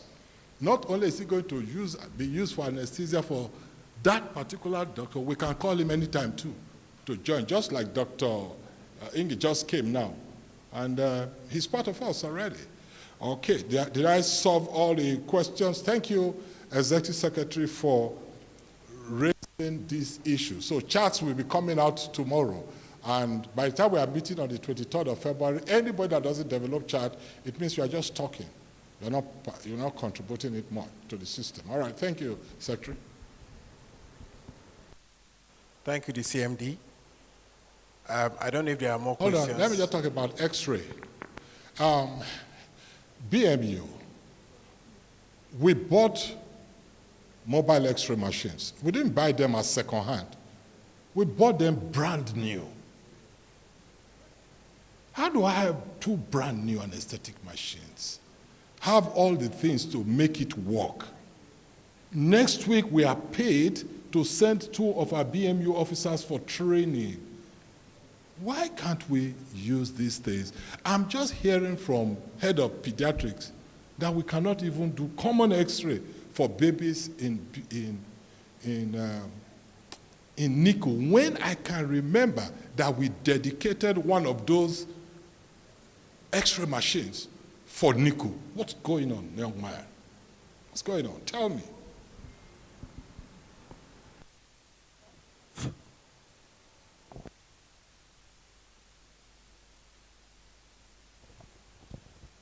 Okay, thank you for the question, sir.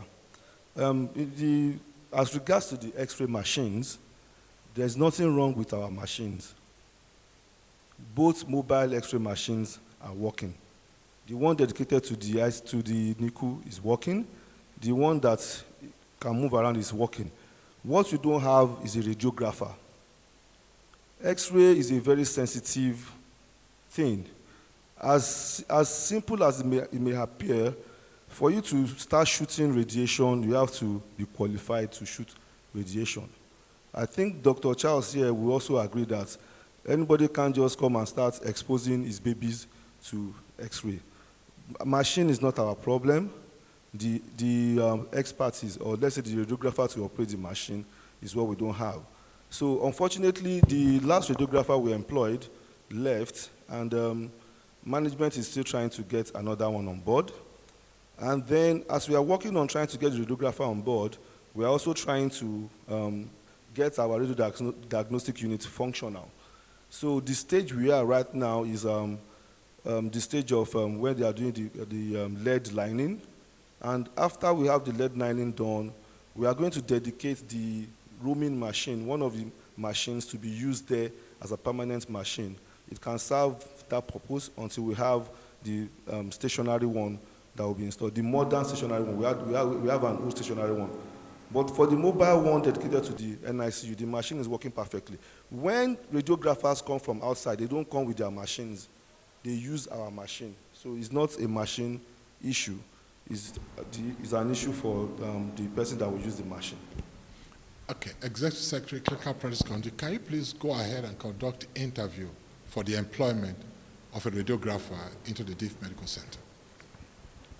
Thank you, sir. Well, the truth is that most of us are not privy to the medical information of the child that died. But as a pediatrician, I would just go through my mind to ask questions that, what would have led to this death? And we know there are diseases that can cause sudden compromise of the respiratory system. Some may be diseases of the respiratory system like epiglottitis. We've managed epiglottitis in Diff Hospital. It could be croup. It could be from foreign body aspiration, which could happen to any child. It could be CNS issues, which may be the case of the child that passed on.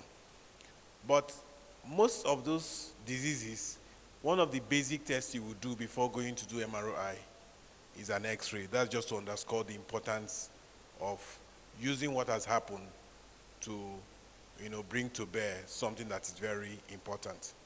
For epiglottitis, it's a disease that commonly occurs in children that are between the ages of 2 to 6 or 8 years old. And most times, the children are otherwise very healthy. They are very healthy and they have this sudden onset of, fever, difficulty in breathing, and they look as if they have been sick for the past 2 weeks. One of the first things you do is not to agitate the child. Those are not the kind of children who want to start taking blood samples from. Their children want to establish a diagnosis, call Dr. Joy, call Dr. Charles, have those two people on ground so that if there's a need to, take over respiration as they intubate the child, and you just need a simple X-ray that will give you a classical sign on the X-ray. We used to say this inverted top sign. Once you see it, this is epiglottitis. Calmly you sedate the child and you secure the airway. Within 24 hours to 48 hours of starting simple antibiotics, you see remarkable improvement once the airway has been fully established. That's one of the common things X-ray can help us. Many times we just like, clinical acumen. This child may have this disease and we'll treat, which is something I would be glad to do, to get someone who will help us with that. So we can take more questions from the consultant. Right. Thank you very much. I stand on the existing protocol. I'm Dr. Nge Mangai, a local consultant anesthesiologist. Yeah, the issue of consent was emphasized for all procedures. So I would like to suggest that if we're developing charts, we should have in mind all our procedures, labor epidural, central line catheterization, everything must be documented and patient signed, and then we should find a way of uploading it in the EMR. Then secondly, I would suggest, I think DIF has come a long way. We are big and the oxygen demand is now very high. If it is possible, maybe for a long term, the management can consider developing an oxygen plan for the system. Thank you very much. Can we give him a round of applause for that? All right, thank you very much. Standing on existing protocols, I'll be brief because of time. Okay. So I'm speaking for the Department of Internal Medicine. Very briefly, the most important issue that is glaring in managing our patients is the way the medical officers are structured.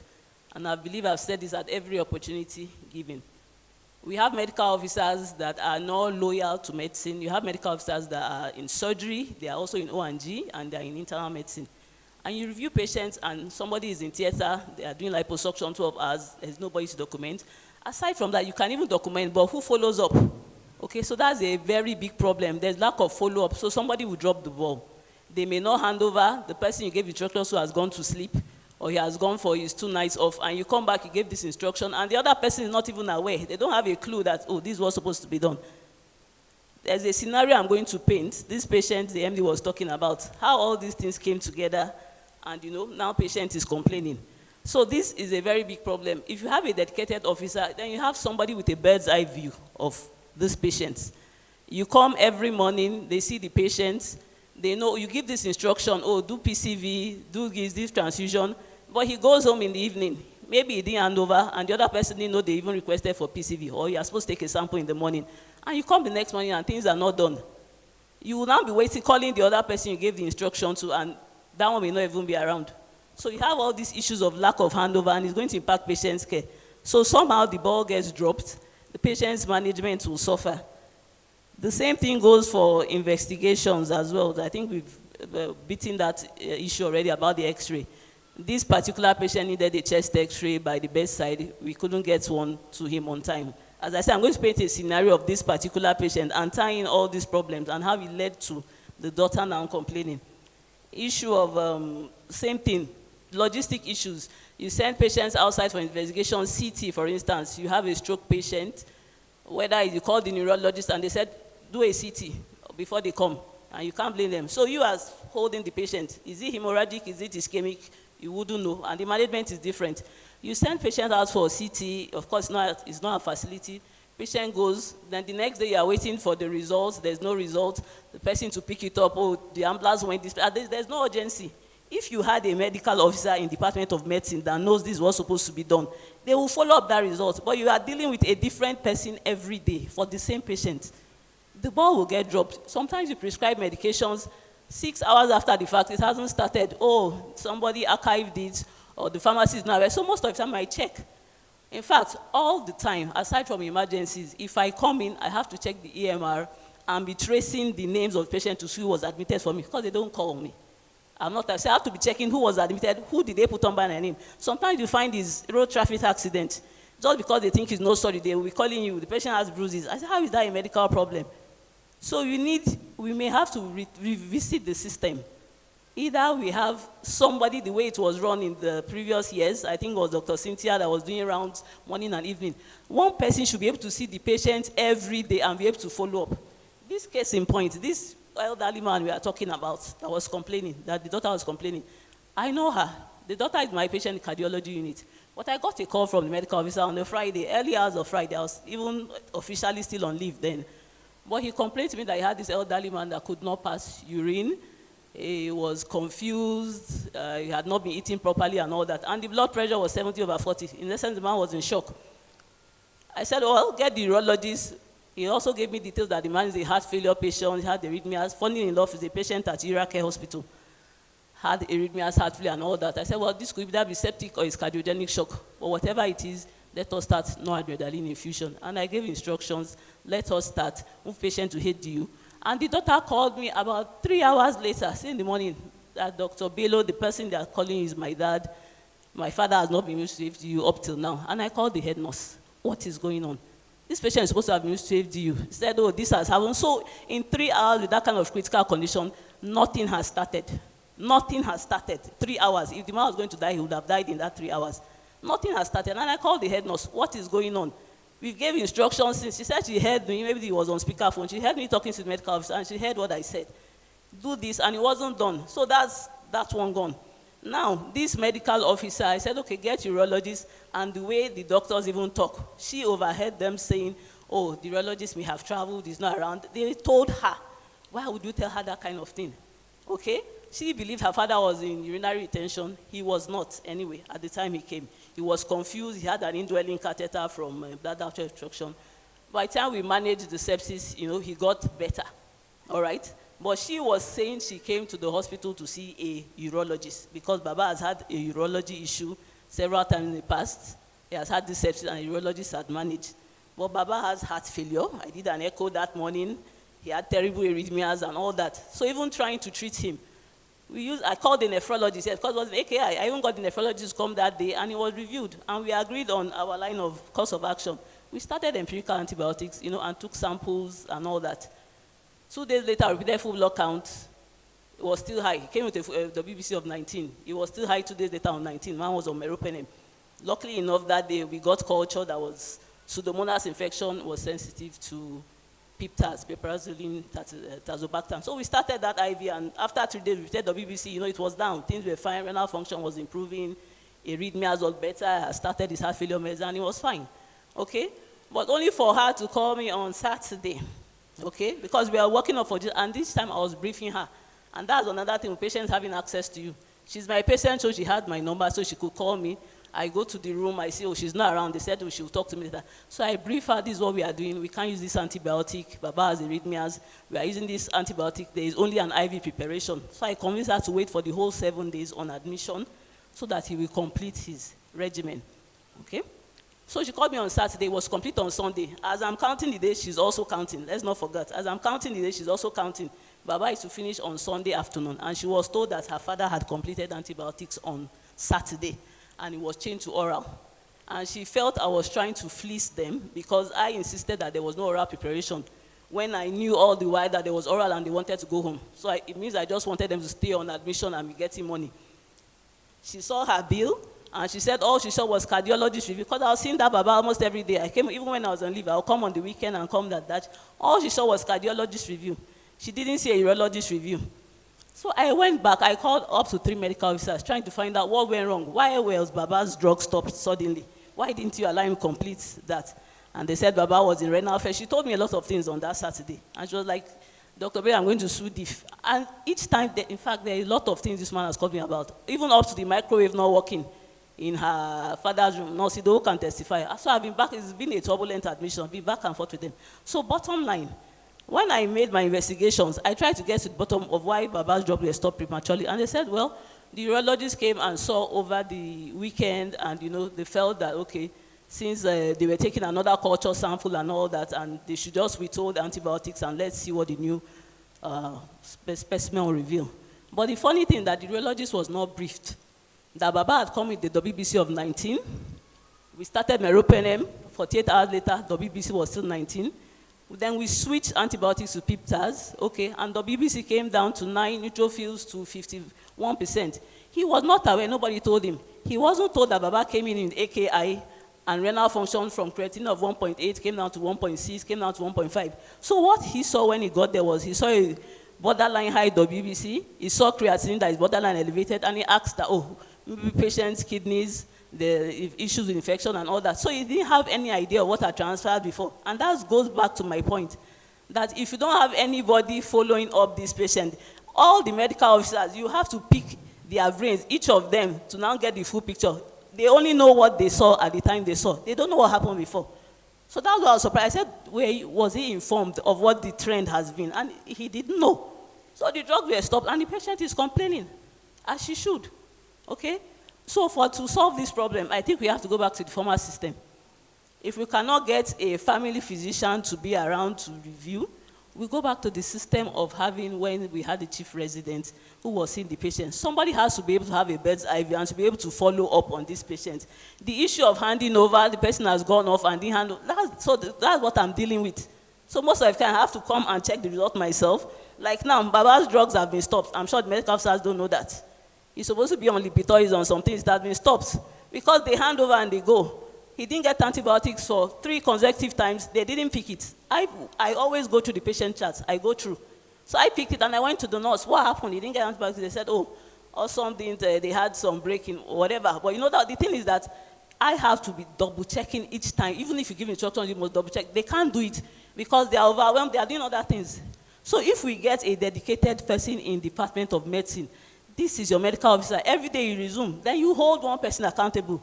I will call up to 4 different medical officers just to find out what is going on. Everybody will give you piecemeal information. So that's the biggest challenge. There are other little things, but I think as far as patient care and management is concerned, that's where it is. Thank you. Thank you, Dr. Halima. Can we take comments? Or any other comments?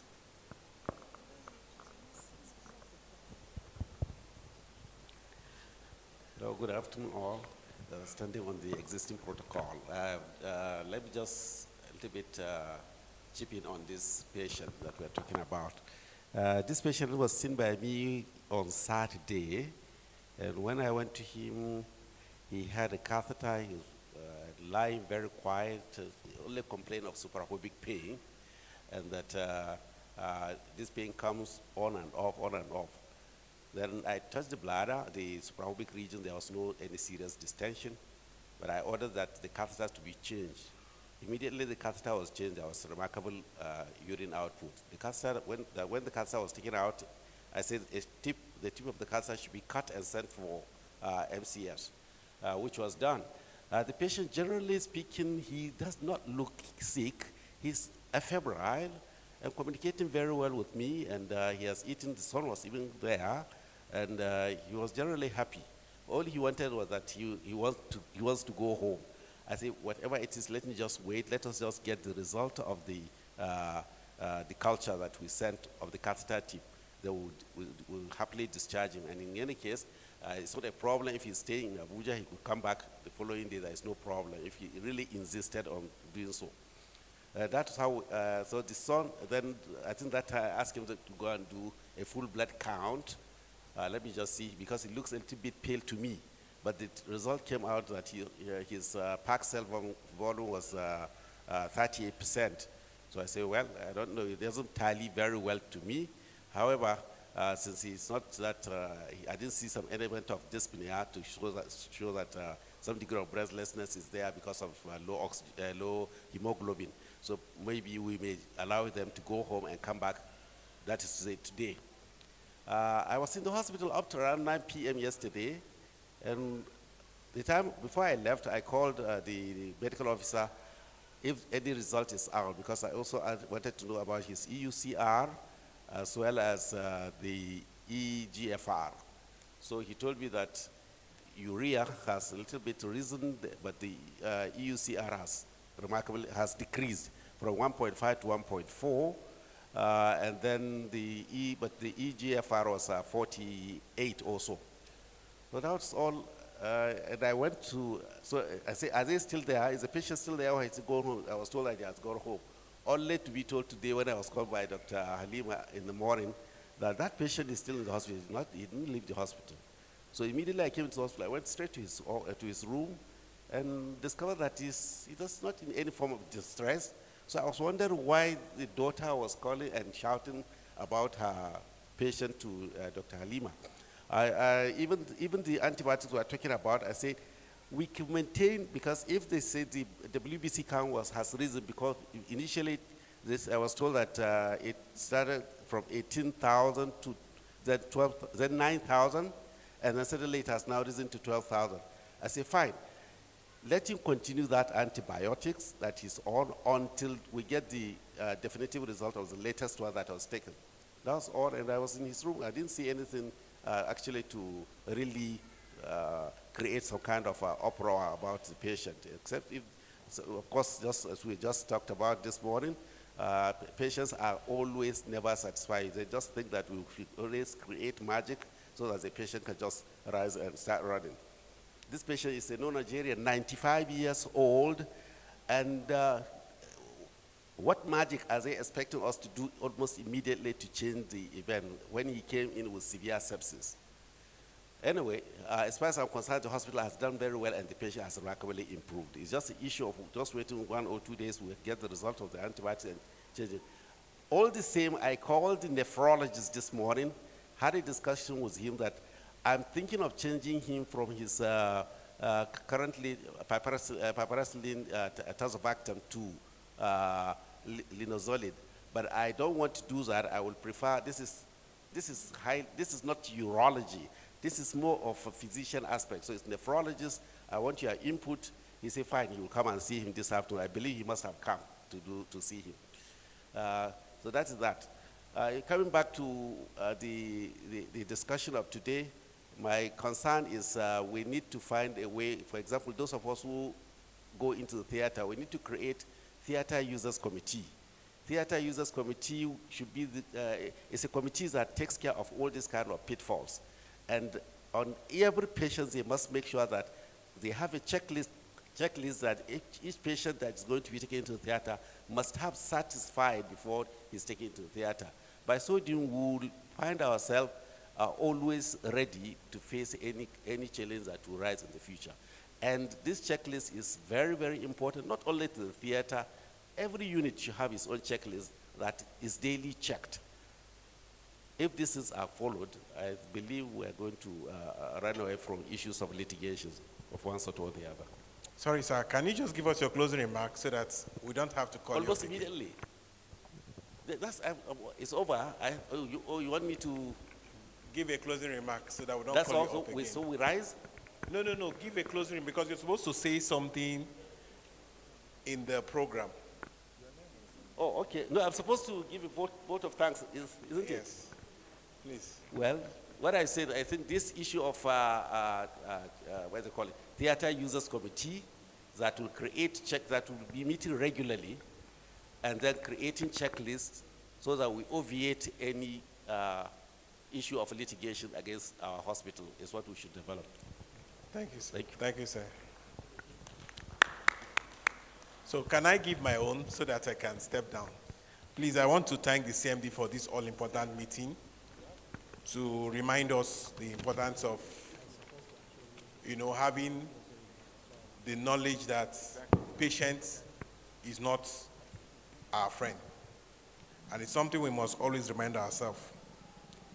I want us to also remember that emergency is not the duty of only the nurses and the doctors. It's a collective duty we all owe to patients, to do our work and to do our job well. There's one thing I would say. DIF is a very rich place. We have been trained. We have people who we can say are certified experts when it comes to doing things the right way. And I want to encourage everybody, just do your job dutifully.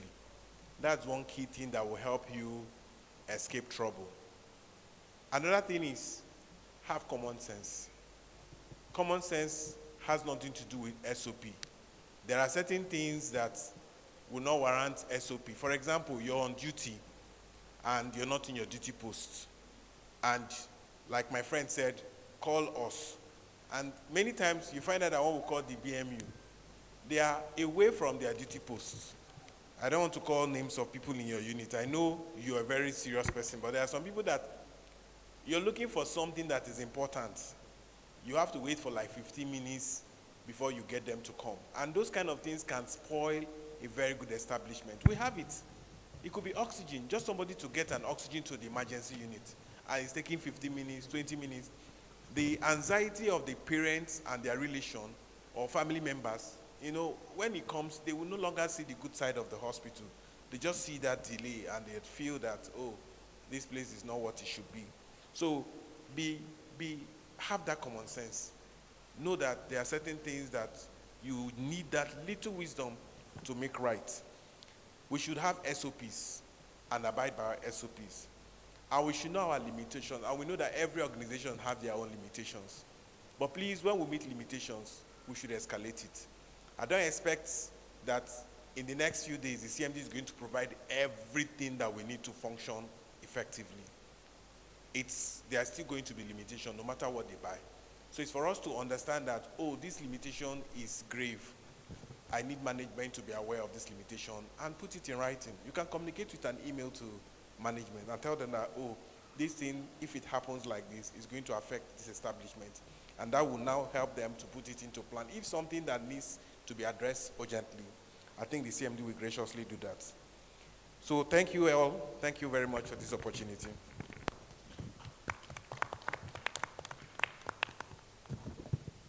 Thank you very much, Dr. Charles. DMC is an egalitarian community where no man's views are oppressed.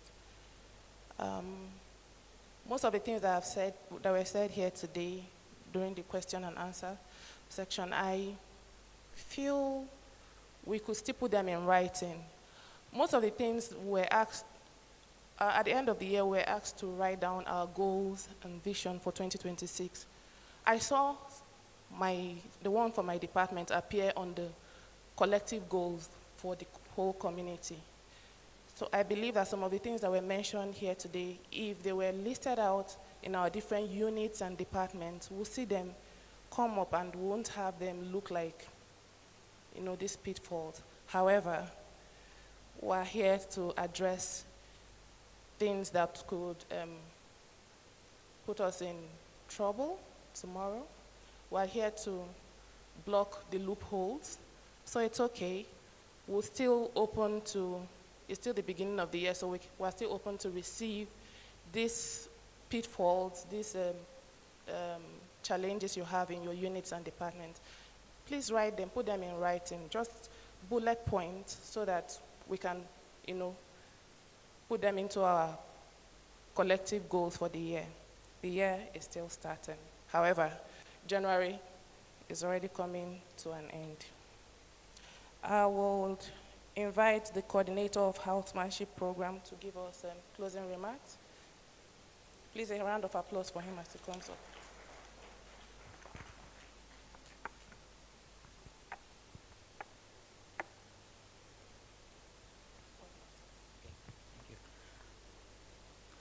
The CMD, EDA, and every other person, I stand on the existing protocol.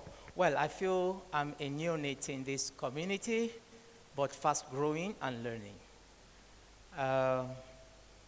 I thank you for this opportunity given unto me to stand just to appreciate God for each and every one of us. I mean, I think everyone in this community should be glad because I'm coming from where I'm coming from.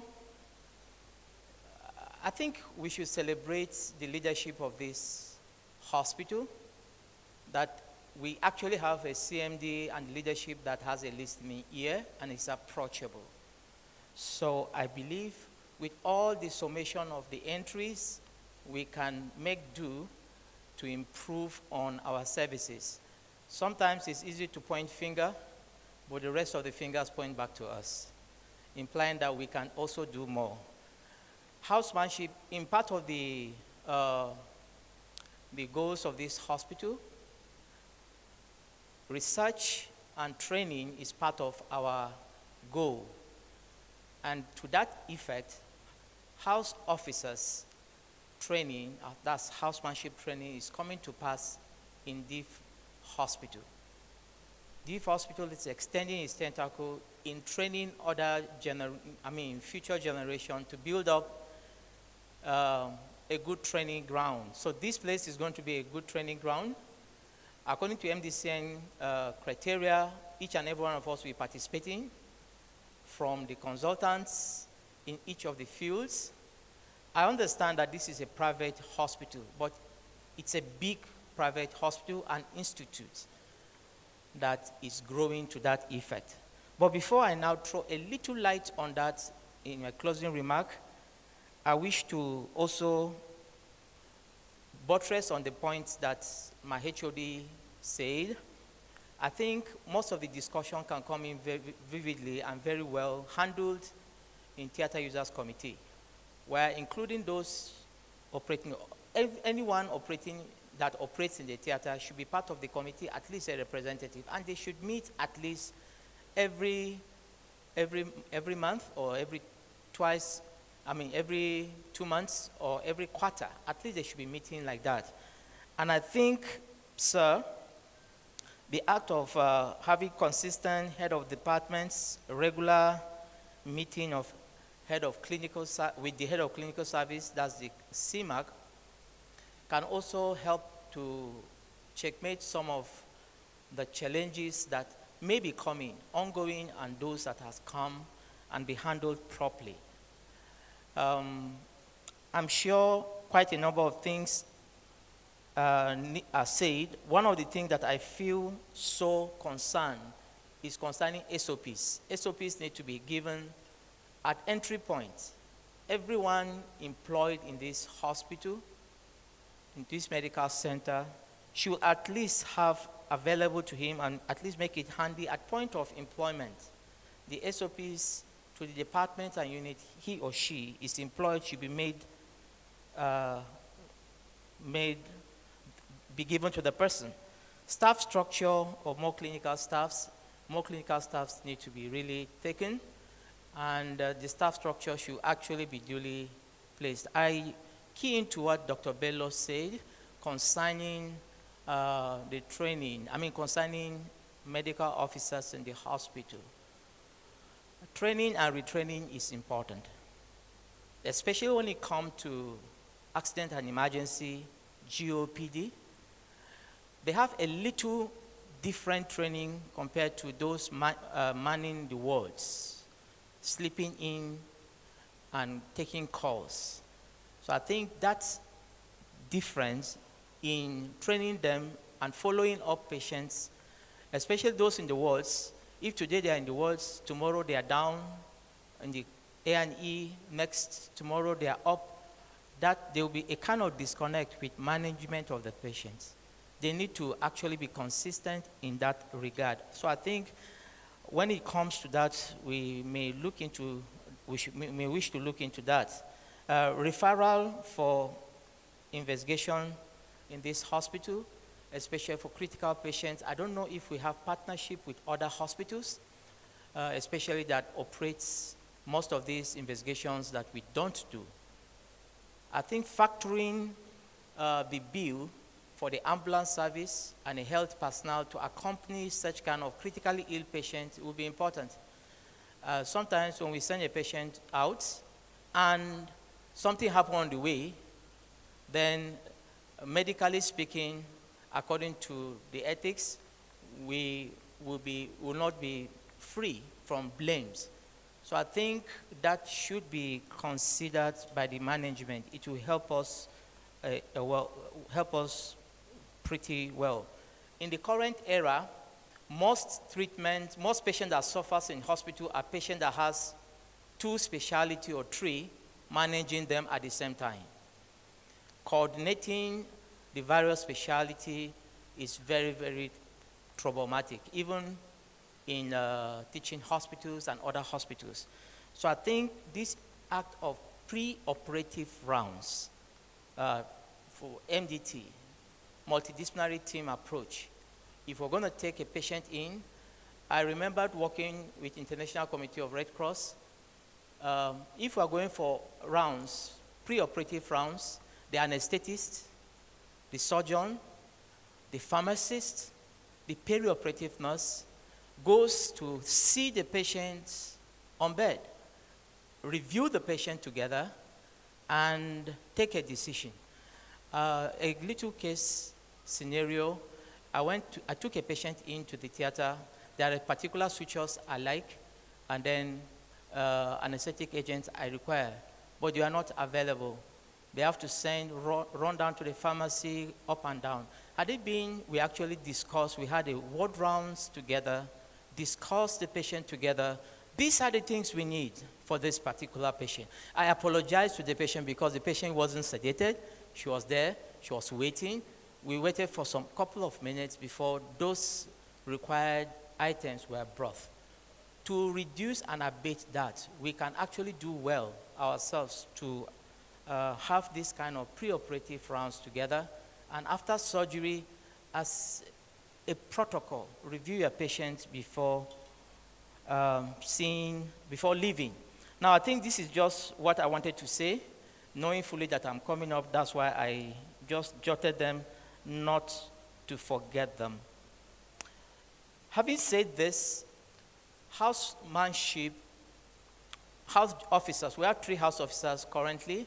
We have started a program, an outline MDCN implied program has been drafted for them, and a handbook, house officers handbook, produced, customized to this facility is given to them, will be given to them.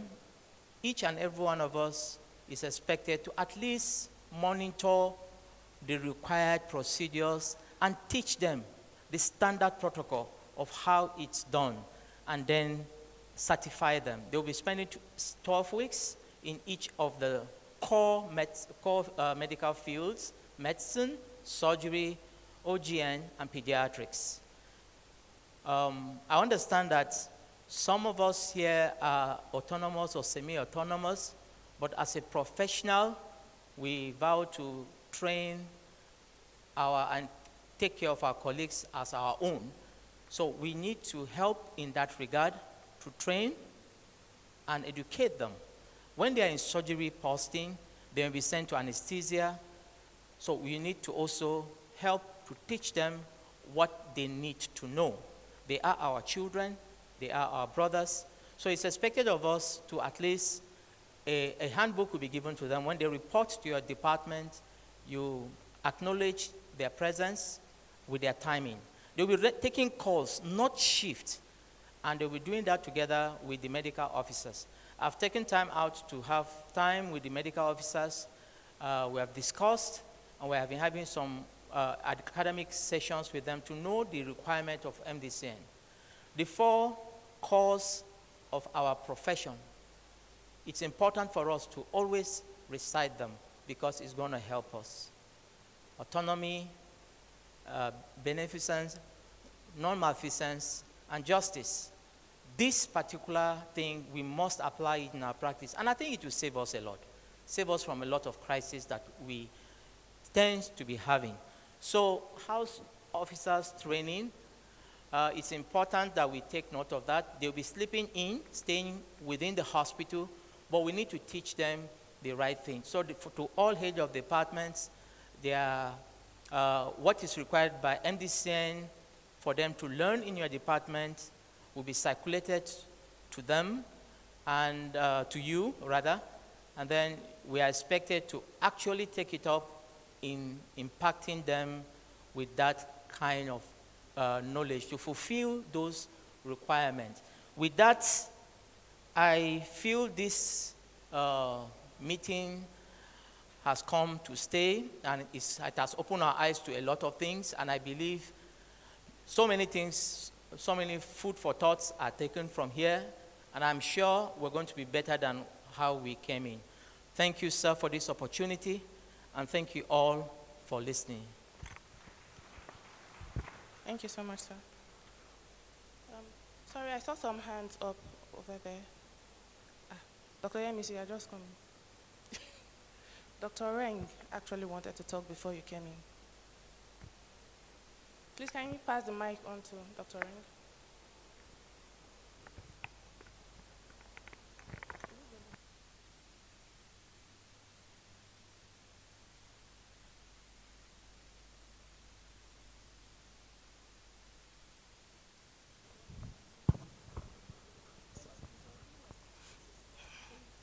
Good evening, sir. All protocol do you observe?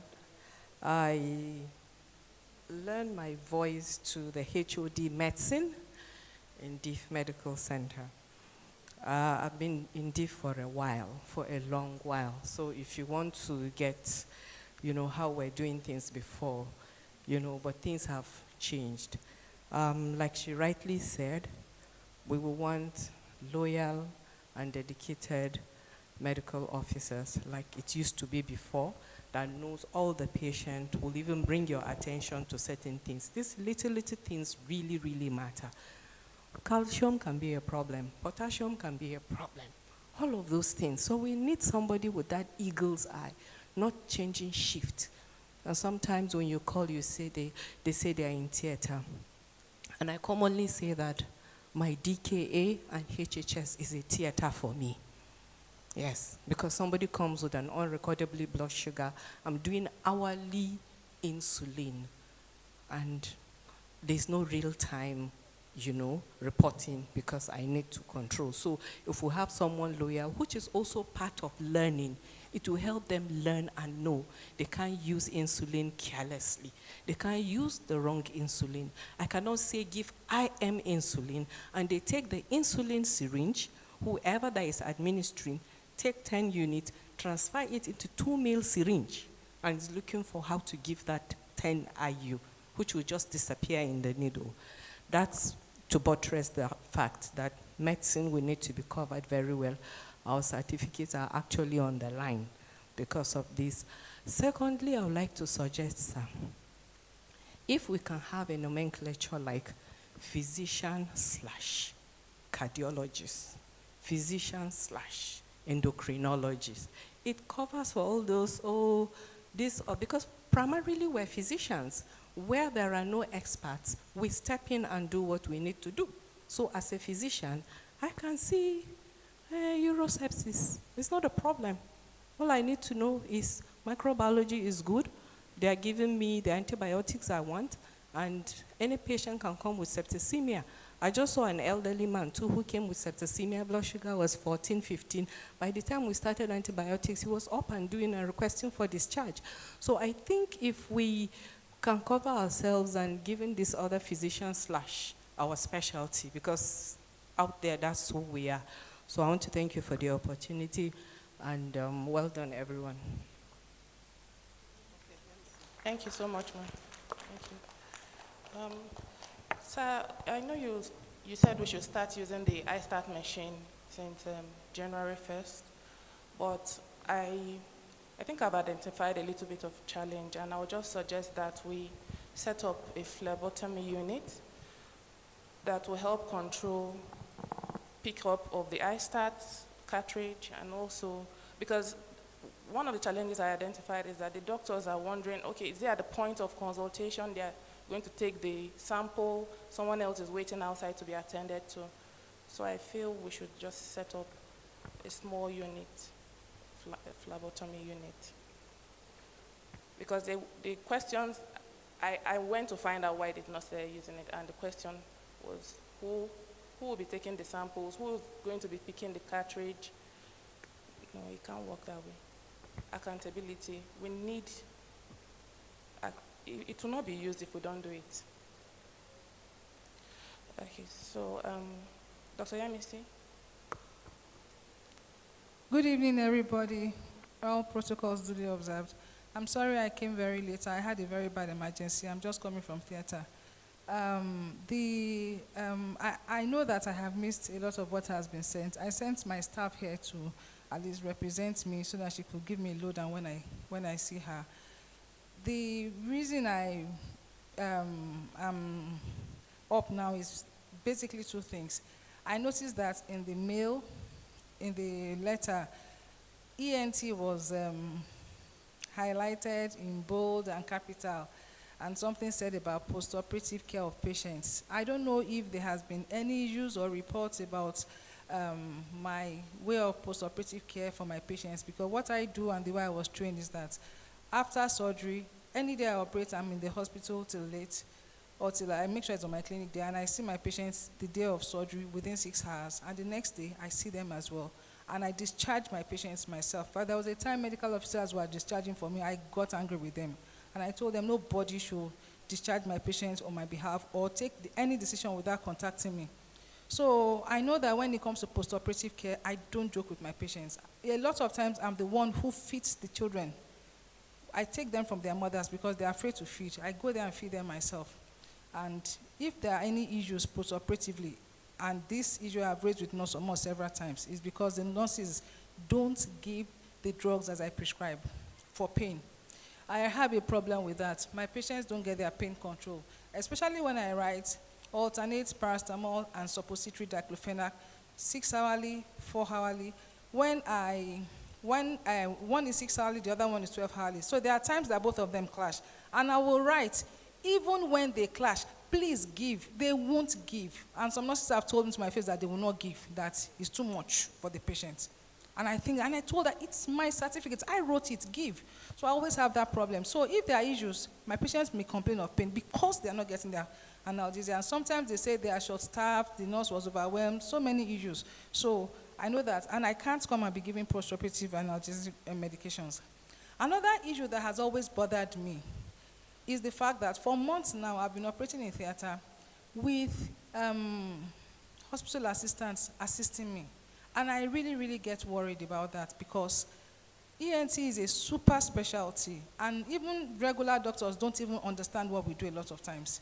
How much more somebody who does not have an idea of anatomy assisting me? And I have raised this issue several times with the late Dr. Osman, may he so rest in peace, with Dr. Okonkwo, with several people. And for months now I've operated, and each time I have to operate, honestly, I have palpitations because I know it's dangerous. I know if this case, the way I was trained, I practice defensive medicine. If you see my documentation, you think it's a house officer. I write so much. I write, patient refused to do this because this. I write everything because I'm preparing for every case ends up in panel. So I'm always like, okay, if I'm operating and something goes wrong, and maybe the assistant did something that he wasn't meant to do, or he did not do something he was meant to do, how will I say it before the panel? Will they say, why were you operating with somebody who wasn't a doctor assisting you? Nobody is going to listen to that. And then they are going to ask me, okay, if you didn't get a medical assistant, why did you go ahead with the surgery? Why can't you cancel the case?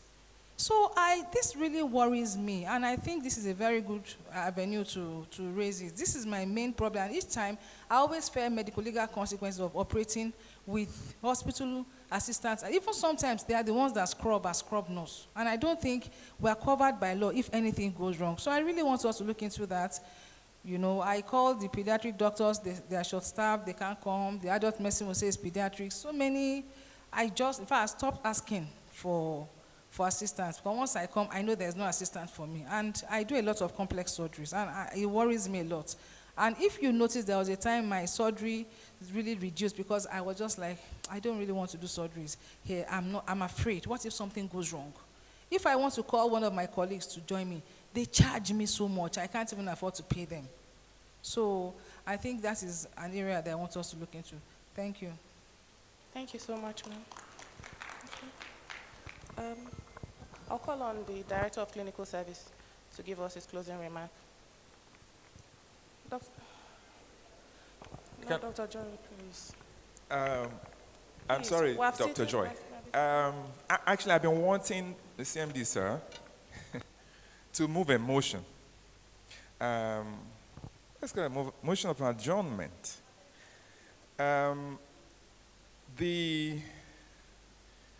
We haven't even scratched the surface, actually. If you were to delve into what Dr. Charles began by dishing out about his department and what Dr. Joy dished out in anesthesia, I know CMD responded for a handful of them. And what everybody has much to say, and a lot has been said. And the consultants have been passing the phones among themselves. What about medical officers? What about nurses? They all have things to say. There's a lot and so much to talk about that we don't have time to deal with in this very ceremonial kind of meeting. The CMD has marshaled the point. We've been triggered into action by what happened in Lagos and in Uracare because of the famousness of the family involved. But every day we have cases every day that could have been that. Had the situation been different. So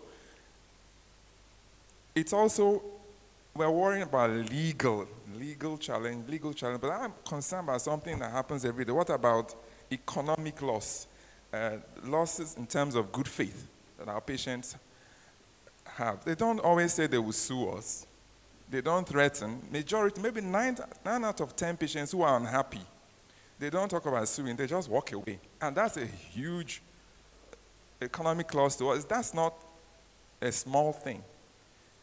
So Deep Hospital has grown big, and because we keep talking about good old days, someone has said today, oh, what DIF used to be. Yes, there was something DIF used to be when it was not so big. Now it's big.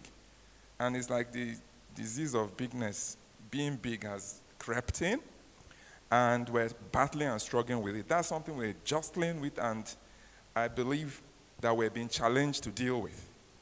And so my point is that time is well spent, it's fast spent. A lot of people have spoken. What they said, a lot of them need response. There's a line, a contract between our management and the staff. We, the staff, sometimes we speak about what we don't have, what management is not doing. Management has deployed a lot of resources, and they expect feedback, they expect return on investment of those resources. And sometimes there's mismatching of expectation between the management and we, the staff. We, the management, and we, the staff, if you want to put it like that. So, and we can't really work together until we agree. There is a lot to gain from us talking about these things. Call it audit. So these things I'm talking about, things are piled up. We haven't really had this sort of meeting. Well, over the last, I don't know when last we had this sort of meeting. Whereas once in a while, when DIF wasn't so big, we had more regular meetings of this nature. Maybe it was easy for everybody to therefore know where everybody stood, know the mind of everybody, know the DNA of the system. All right. I also think that preaching, which is often done in settings like this, does not prevent people from sinning. It's not preaching that prevents the congregation from sinning. What is required is punishment from whoever punishes sinners. And I don't know, I'm trying to just make metaphors here. So telling people, do this and do that, please, do well, please work, please do your duty, is a very weak way of making a good system. in systems that work, it's not by preaching to people, please do a good thing. It's by enforcing whatever the rules are. On the ground where work is going on, if something is not happening, if someone hasn't done their duty, raise the alarm. Challenge them. Escalate it. I guess I'm preaching again by saying that. But that is what we need to, first of all, expose those who are irresponsible with their duties. If someone isn't doing what they should do or isn't where they're supposed to be, then that puts them on the spot. And nobody should be sheltering people. Whether it be an HOD versus the member of department or the other way around. So by the time we finish dealing with ourselves like that, don't raise it, talk about it. Don't cover things. Don't say, oh, it's people. I see that every day. It's very sad. Patients talk about sometimes. Patients complain about our qualities dwindling. And sometimes say, oh no, it's because they say they are, I don't know, I hear excuses. I said, but have you mentioned it to your HOD, for instance? Or have you called that person and said, why didn't you document? Sometimes we're in the clinical. We are taking over. Someone didn't do vitals. Or you didn't see, you say they didn't do the vitals. Oh, they did it, but they didn't chart it. And you took over? So what did you now take over? I said, oh no, don't worry. They will call the person, oh, they will give an excuse. Sometimes you understand the excuse. Maybe it's one nurse with 20 patients. So she couldn't. So by covering that and nobody really heard that something terrible happened, we didn't get sued, but the patient got upset, and maybe they give us one more negative tick, and we lose the goodwill of that patient. They will not refer someone, and they themselves may not come back to this place. And if it happens that by the time we don't tolerate we don't tolerate what does not align with DNA, what the HOC calls non-conforming output, then everything keeps popping up. So allows the management to see really what is going on. Because the CMD and they may not know. Of course, they do not know the details. They're not everywhere. And until things bubble up, they'll not realize it, think everything is cool. And some of the things they will be able to then improve things by the time. Maybe some of the responsibilities lie with them. For instance, okay, so we really, really need extra hands in this particular unit.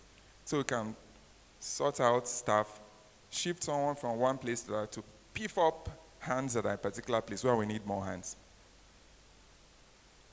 So not to continue, I think the meeting has just started. And there's a lot you want to say, everybody has to say, specifically, because we need to be digging into specifics. But maybe we should put that into compartments, particular departments, particular areas of service, and then make sure that we meet frequently. We do meet frequently in the clinical core in the name of CEU meetings. Can we expand that? Rather than once a month, make it twice, or whatever it is, and minimize make it quick, minimize the ceremonial presentations, and increase the audit values of this in something that goes back and looks over the last 2 weeks or 4 weeks of practice, so that specific memories are fresh. Why did this thing happen? Maybe because morbidity reviews, why did this thing happen? And people would specifically answer. I want nurses to be able to say, this is what happened that day. A doctor will say, this is what happened that day. And then everybody knows that whatever they're doing has impact. And that there's record that we're observing, and that questions will come. There will be responsibilities will have to be taken and owned out of what they do. So yes, not to continue speaking, I think CMD, sir, I want to take your permission to move for the adjournment of this meeting. Maybe the subsequent iterations need not be very big so that conversation will be more efficient. The conversation is more efficient if it's not a very full house. But it should be regular, because we do not know when the thief will come. We should be watchful and regularly make sure we're looking and everybody is carried along. What that will lead to is that especially we the leaders and heads of departments and consultants, will be more in tune with your mind, while you also feel the pulse of the system, through those of us who are leading under you. That channel of communication, so you actually feel us and we feel you regularly, will definitely help. And I think I'll just stop. So before I take too much time, while I'm saying that time is up, so maybe we think through it and we have an announcement for another meeting, or how the subsequent meetings will, the form that it will take. I'm not sure that it's all clear already, but that's what I'm expecting and hoping. So yeah, thank you very much, distinguished ladies and gentlemen. Thank you, sir and ma'am. Thank you so much. I get in seconding. After the CMD might want to say a word or two, I guess, to agree or not agree. Okay. And then we'll second the motion and Thank you so much. Thank you so much, Director of Clinical Services. I believe that in a short time we'll get a schedule for how the meetings will hold. I agree with you that we need to hold more meetings and in smaller units so that we can, drive this whole point down and, block all the loopholes. Thank you so much, sir. Thank you. Thank you, everyone, for coming for this meeting. I will now invite the Ebony Waves to end this meeting for us with the the DIF anthem, and thereafter the national anthem. The meeting for 19th and 20th of February still holds. However, if there's any change, it will be communicated via a memo. Thank you so much for coming.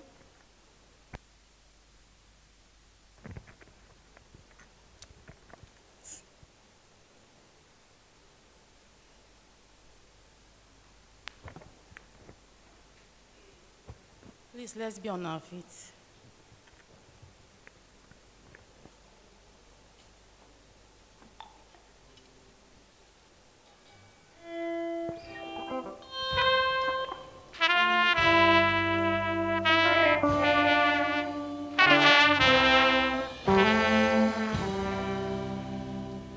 Together bringing hope for the joy of mankind, committed to excellence, home and abroad, motivated we are, together we stand. God bless His legacy. God bless this legacy.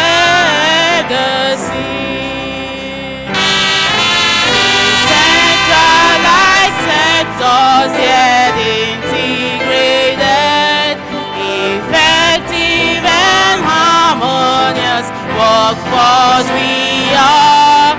Erase mortality, encourage research, God's grace is what we enjoy. More grace to this legacy. United, upholding the dream we all share, we pledge to clarion call, our national service to God and mankind. God bless his legacy. God bless his